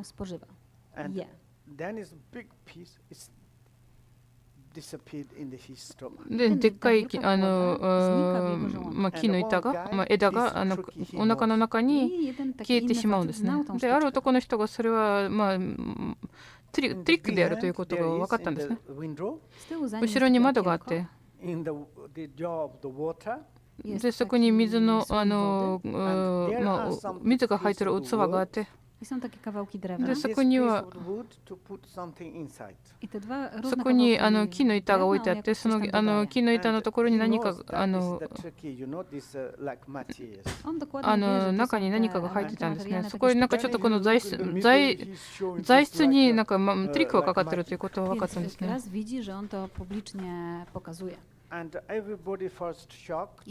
でそれを見せたんですね。でその魔法使いがその半分ぐらいその枝木を飲み込んだときに、彼がその水の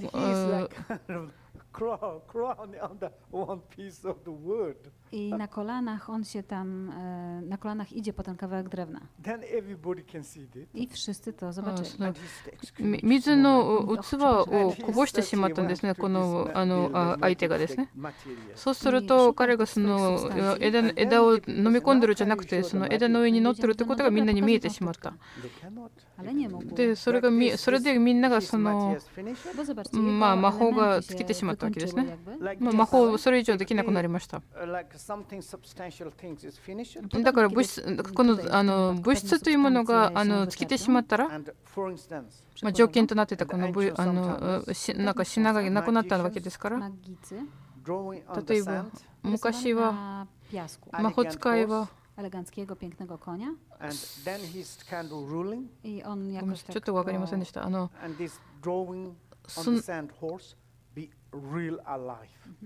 砂の上に馬を描いて、そして何か魔法をかけたら、砂の上に描かれている馬が蘇って、本当の馬になってくるんですね。すごく美しい馬になってくるんですね。で、その馬を売り出すんですね。とても高価に値段を高くつけて。で、商人たちが家にそれを連れ出す外に置いとくと、その瞬間に馬が消えていくんですね。もう馬じゃなくて、なんか何かの物質を集めて魔法をかけたら馬のように見せかけたけど、最終的にはそれが溶けていくんですね。だけどその物質というものが尽きるまでに馬には意識があるし、体もあるし、音も出していくんですよ。同じようにthe substantial materials, tricky materials finish it, then there's nothing illusory. そのトリックを作り出すよう物質というものが尽きてしまったら、トリックはもう成立しなくなります。魔法が効かなくなりますね。同じようにその魔法使いはそれ以外の他のものを作り出すことはできません。具体的な原因と結果が求められています。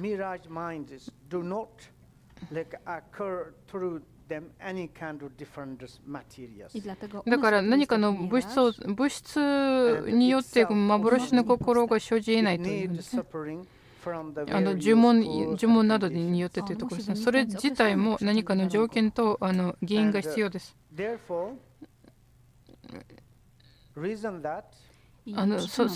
だからこそ、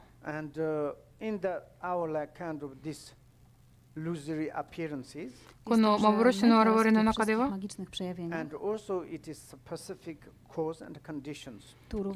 ちろん具体的な原因と条件があります。無明が原因となって、そして条件が何かのその行、心の最初の動きですね。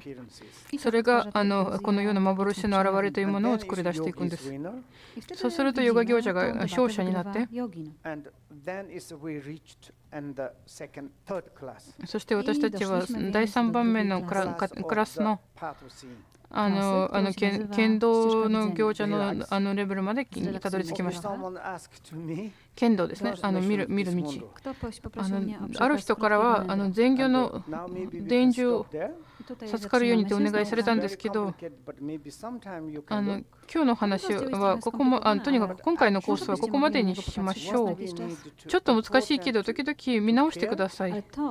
で、実際に気をつけなければならないことは、自分の人生はどうなっているかということを気にしなければならないです。食べるときも、お酒飲むときにも、寝るときも、仕事するときも、喋るときも、すべての瞬間に、どんなときにも心の中に保ってください。すべてが幻であると。何度もそれを繰り返していく。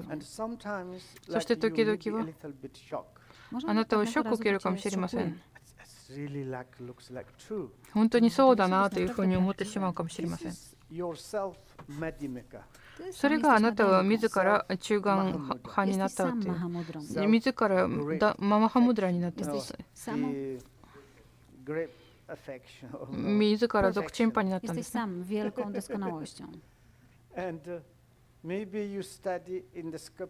もしかしたら経典を勉強しているならば、そこは詩的な言い方が多いですよね。そうすると分かりづらいですよね。でも自ら分析してみてください。これが真実なのか、そうじゃないのか。このような散乱されている心を保ち続けたいのか。この幻の実在というものを追いかけるこの心を、追いかけたいと言えば、だったら選択肢がありません。真剣な仏教の修行者はそうじゃないですね。時々禅行の修行してもいいです。禅行は極めて大事ですよ。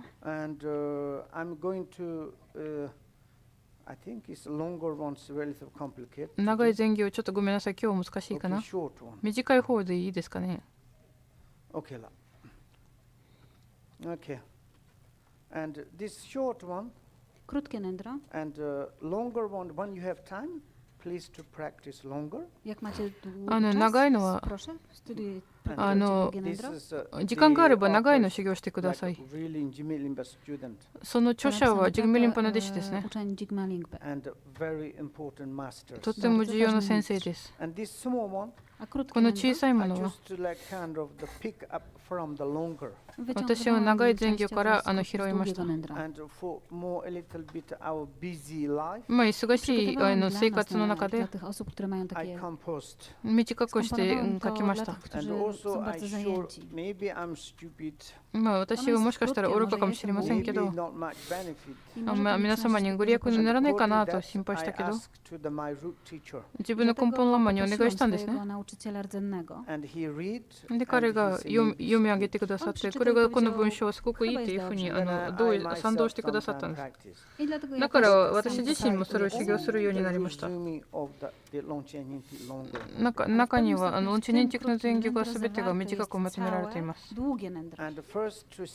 で、最初は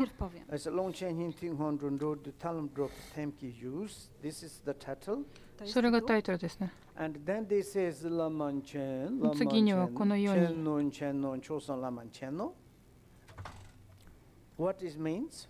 それはどういう意味かというと、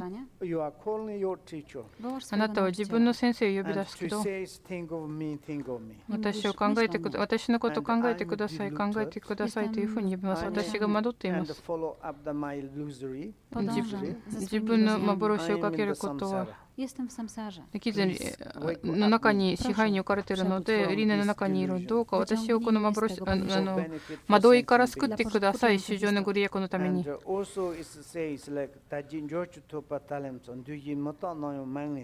また、このようなことも書いてあります。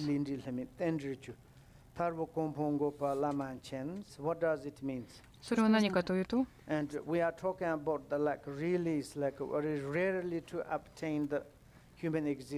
人間の体を得るのはなかなか難しくて、私の人間の存在は無意であり、完全に無常であり、無常がいつ自分の顔を指し示すか、そんなことは分かりやしない。その無常が顔を指し示したときに、私の行き先は6つの境界です。どこの6つの境界にいたとしても、十分な幸福をそこで得られることはないでしょう。だから輪廻の中には苦しみという欠陥があって、それは誰かが作り出したものではありません。その苦しみというのは私自身の行いの結果です。カルマの結果です。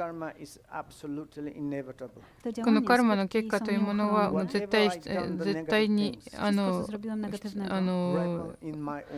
ず生じてしまうんです。絶対なものですね。私がやったことすべてが私の方に降りかかってきます。だから先生方よ、私を不変な離脱の境地に導いてくださいと。その中では心を変える4つの考えすべてが含まれています。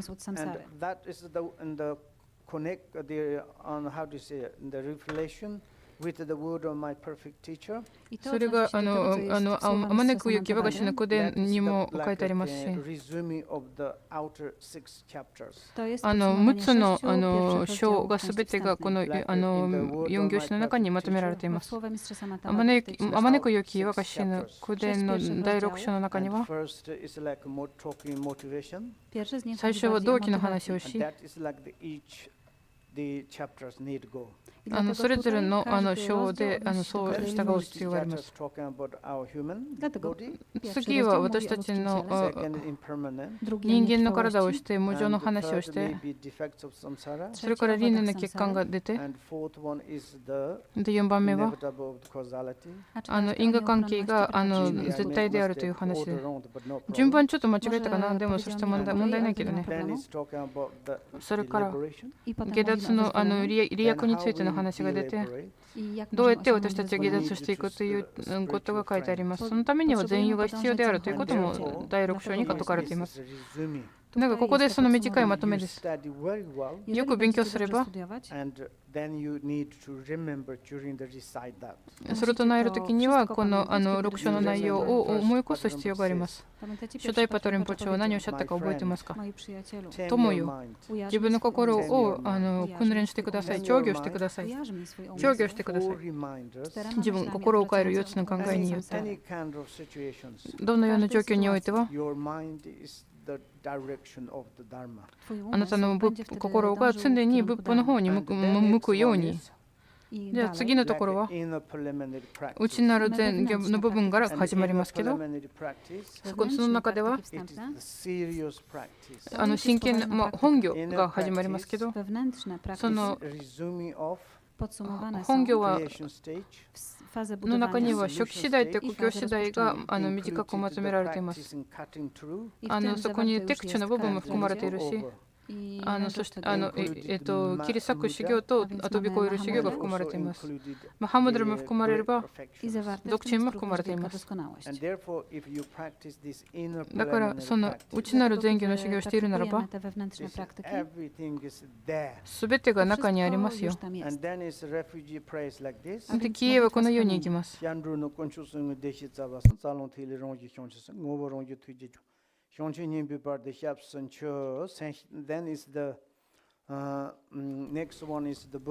次はブダイシンです。普通ブダイシン。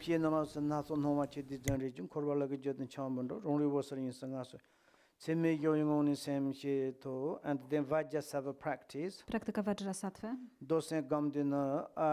今後、サタンの修行があって。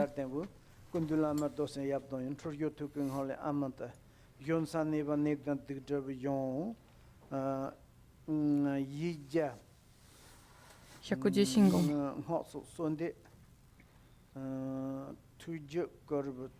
言。Bukit Hyana, Sambanza Satu Samaya, Manipalayam, Banza Satu Tinopat, Itandurum, Sutuyum, Supuyum, Anrotum, Sarvasatu Metra, Sarvakarma Satame, Satam Shariamakor, Ha, who Bangam Sarvata Dankartamanzama, Samazabama, Samaya Sato As, and then you need to purify. それから100字真言を唱えないといけないですね。で、浄化をして、4つの力によって浄化清めていくんですね。4つの力って分かりますか？支えがあって、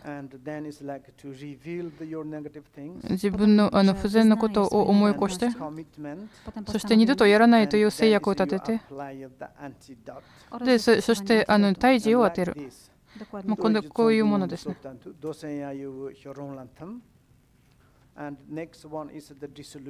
で、次は苦境次第です。今後サタ2尊ともあなたの中に溶き込んでいくんです。頭頂に今後サタがいると感想するときに、そこには妙秘がいると考えてください。今後サタがあなたの中に溶き込んだときに、あまねくゆきばがしの古典の中では、このように書いてあります。自分自身を頭頂におられた今後サタのように感想していいですよと書いてありますけど、でもある教会の中では、自分自身が今後サタになったときには妙秘までを感想しなくていいですよというふうに書いてあるところもあります。あるいは、もしあなたが自分自身の女尊として考えてるんだったら、ご主人がいらないって感じですね。単尊として感想してください。そんな感じですね。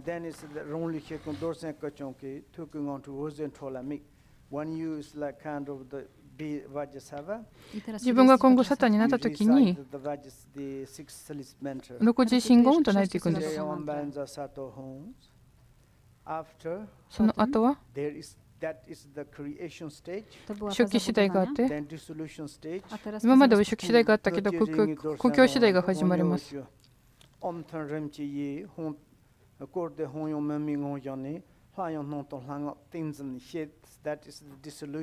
れが苦境次第です。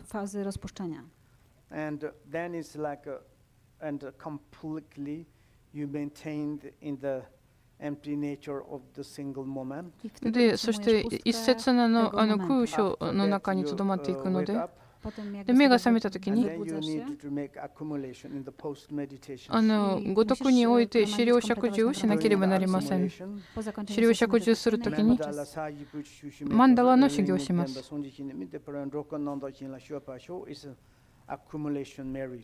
それで資料釈受がされていくんです。福徳資料と六波羅蜜の修行が含まれます。また特別な釈受があって、それは自分の体を供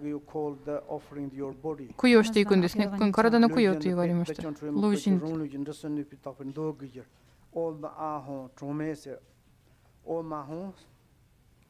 Kiedy recytujesz oそれを唱えて、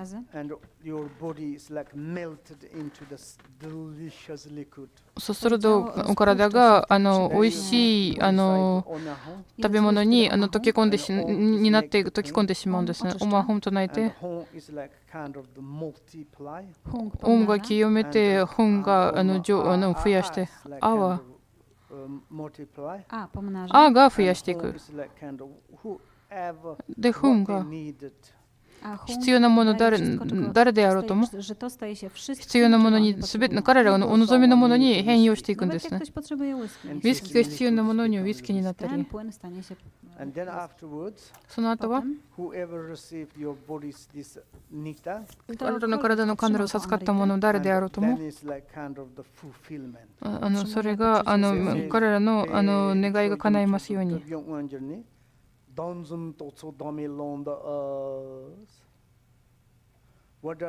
それは何かというと、お体のカナルをいただいた誰であろうとも、い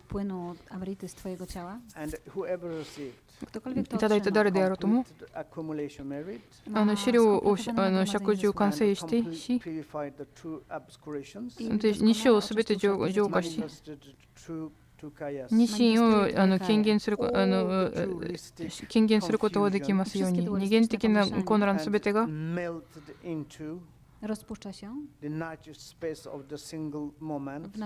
北海の一節の中に溶き込んでいき、そこでああ言わなければなりません。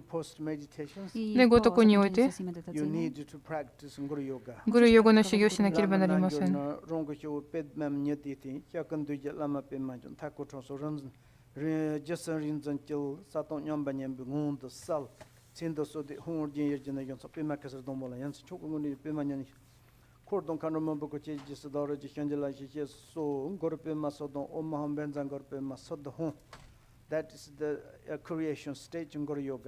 それが初期世代とグルヨガです。あまねく我が死ぬ句伝の中にも詳しく書いてあります。そこで感情を授かっていくんですけど、で、苦境次第が始まります。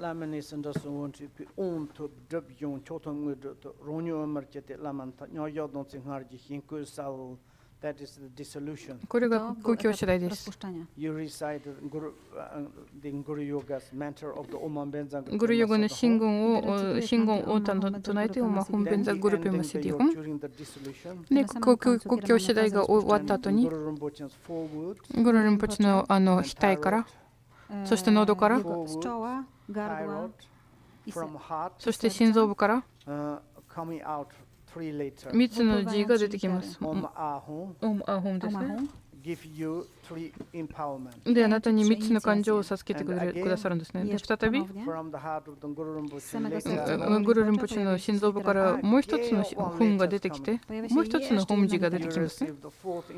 それによって4つ目の感情が授かっていくんです。この4つの感情は授かることによって密教の感情すべてが授かっていく、浄化して、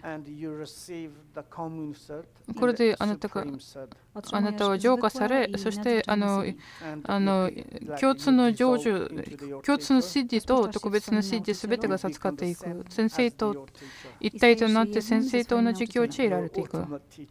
あなたの究極の死と一体となっていくんですね。自分の一刹那にたどり着いていくんですね。そこ一刹那から目が覚めたときにグルヨガと同じようなことを感想していく。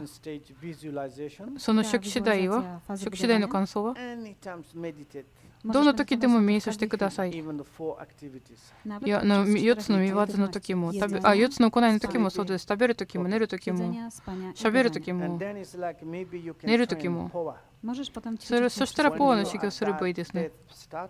死ぬ過程が始まったら、それを思い出さなければなりません。しかし、その説明をちょっと勉強しなければなりません。アマネクヨ教和書の中に書いてあります。ここでその説明に基づいたちょっと記憶を思い出すだけのための練習です。短いポワです。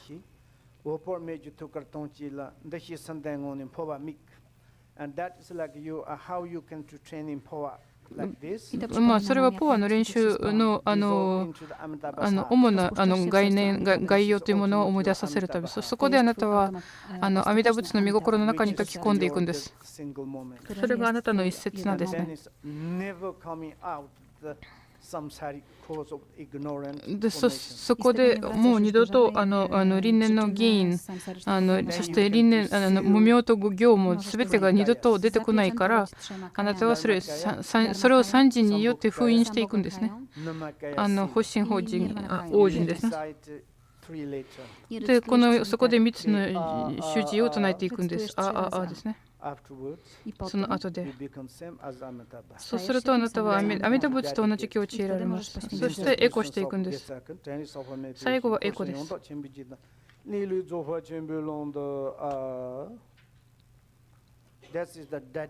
それがエコ文です。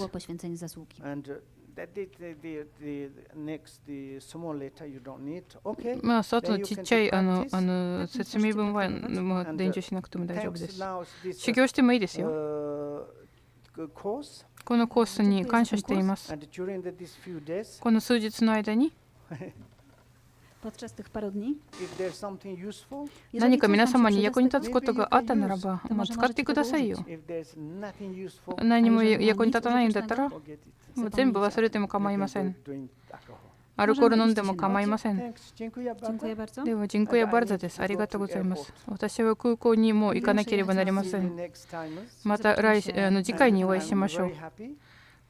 すごく通訳者の皆様に感謝しています。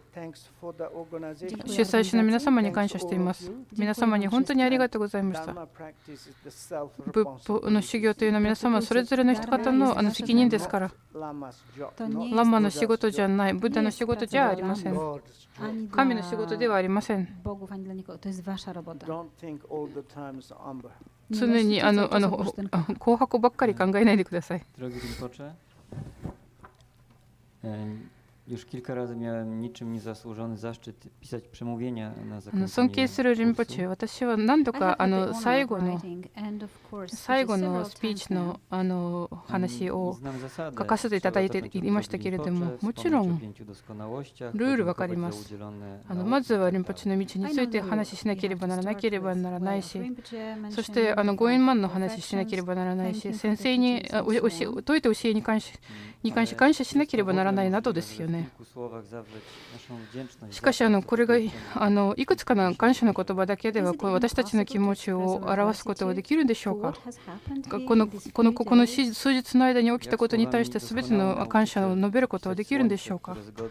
リンポチの名前はニマというふうに呼ばれますけれども、それがこの名前にちなんでこの小さなドルネシロンスクという小さな市の中に立ち上ってきた太陽のようなものでありました。そしてそれは完璧な先生という言葉だけで片付けることはできません。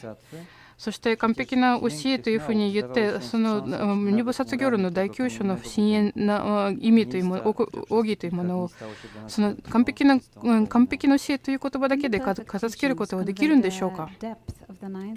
だって先生今説いてくださった教えというものがこの石で作られているこの建物でさえも揺るがされてしまいました。ここ数日の間に私たちにとってこの場所が純粋、浄土になりました。そして素晴らしい先生という言葉だけで再びあなたに長い数年ぐらいの別れの後でお会いできた皆様の涙、そして信頼する目、彼らの姿を見てもうただ素晴らしい弟子という言葉だけで片付けられないです。またリンポチェという言葉自体もその本当の意味について思い出してほしいですけど、その意味というものは貴重です。貴重というとても尊いという意味なんですね。その尊さというものが今私たちがやっと理解することができました。このほとんどあなたを失いかけた今だからこそ理解することができました。あなたの優しさ、あなたの素晴らしさというものをいつ私たちはあなたにお返しすることができるでしょうか。今戻って私たちと一緒にいて、再び私たちに対して自分の病気や疲れにもかかわらず与え続けているこの優しさに対して私たちは応えることはできるんでしょうか。心から感謝しています。本当にあなたの努力やそして疲れの知らないお仕事をすべての市場のためにやってくださることに感謝しています。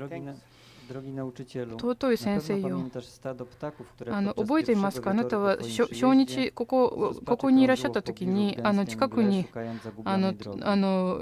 霧の中で道に迷い込んで鳥たちが旋回して鳥の群れたちが旋回していたのを覚えていますでしょうか。私たちもそれにそっくりなんですよ。私たちはその輪廻の霧の中に今迷い込んでいます。どうか再び私たちに道を指し示して、そして他の惑っている生き物のために道を指し示すようにお助けてください。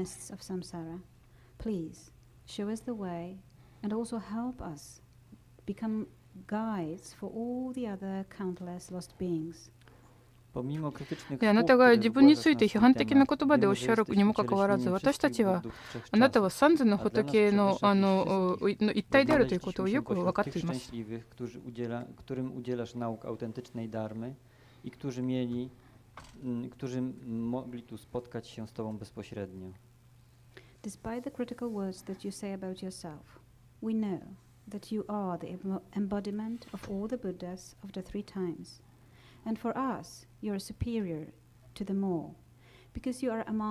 で私たちにとってあなたはもっと優れていますね。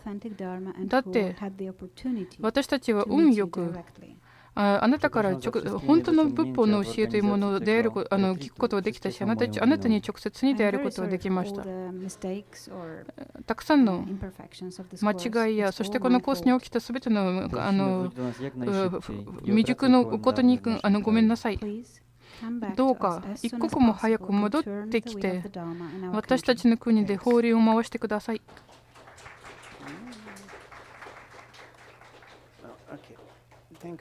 ありがとうございました。で、座ってください。私も一つだけ、ちょっとだけ言いたいことあります。よく主催してくださいました。この方に本当に、あと皆様にも感謝しています。で、一つ言いたいです。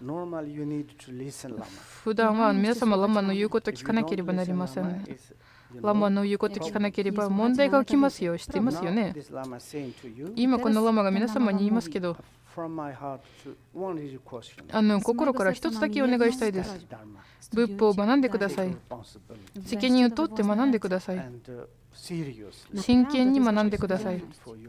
皆様に役に立ちます。で、2つ目はもう立つことはできないです。どうか座ってください。肩を持って、こういう感じで肩を持っててね。いいですかね。動いてしまえば私の言うこと聞かないことになります。私のこと好きならば、このように肩を持ってください。なんか封筒とか用意した人がいるかもしれませんけど、私はそれを望まないです。私はヨーロッパ人だから。で、働いてるし、で、給料があります。私のチベットのプロジェクトも学校今閉鎖したし、今年は運が良くて、ゾクチェン寺から大きな仕事を与えられたけど、今年は私がもう病気になったし、リトリートに行くって言ったから全て返すことができました。もう仕事がなくなりました。なので、皆様の心が必要です。愛情が必要です。お金はいりません。心の方をください。物質的な方がいりません。これもセンターのためにご利用くださいませ。ありがとうございました。で、これにありがとうございました。皆様のことを私は大好きです。心の中に保っていきます。一緒にお祈りして、再び会えることを祈りましょう。で、今できなかったら、つながりは私たち常に持っています。どのような相対的な浄土に行けばいいですよ。でも最高の浄土はどこかというと、それが一節な完璧な完全な浄土です。シャンチョセムシュリンポチもだけは言いましょう。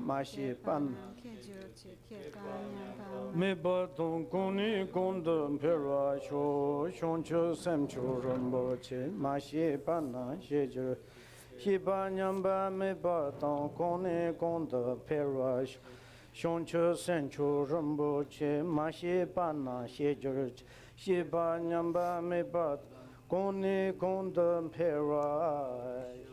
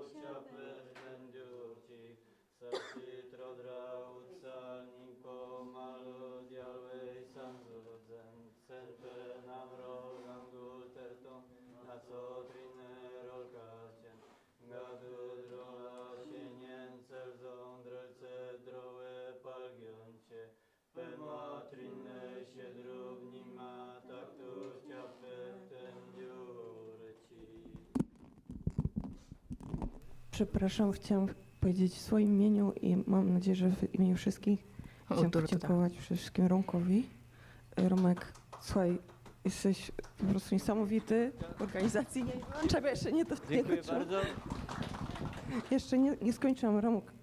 Ty idź. Dziękujemy Romkowi, wiadomo za co, ale chciałam podziękować za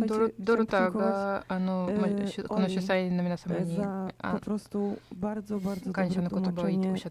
I ktoś tutaj powiedział, kto jest pierwszy raz, że tłumaczka po prostu musiała spędzić wiele lat na studiowaniu tej terminologii. Chciałam powiedzieć, że po prostu Ola tłumaczy niezwykle dobrze. Chciałam podziękować w imieniu tej grupy. 大体はこれでこのコースが終わりで、リンポチェは空港の方に向かわれたようなんですけれども、従いましてもこれが最後のセッションになりました。まだもう午後のセッションあるかないかってちょっとよくわからなかったんですね。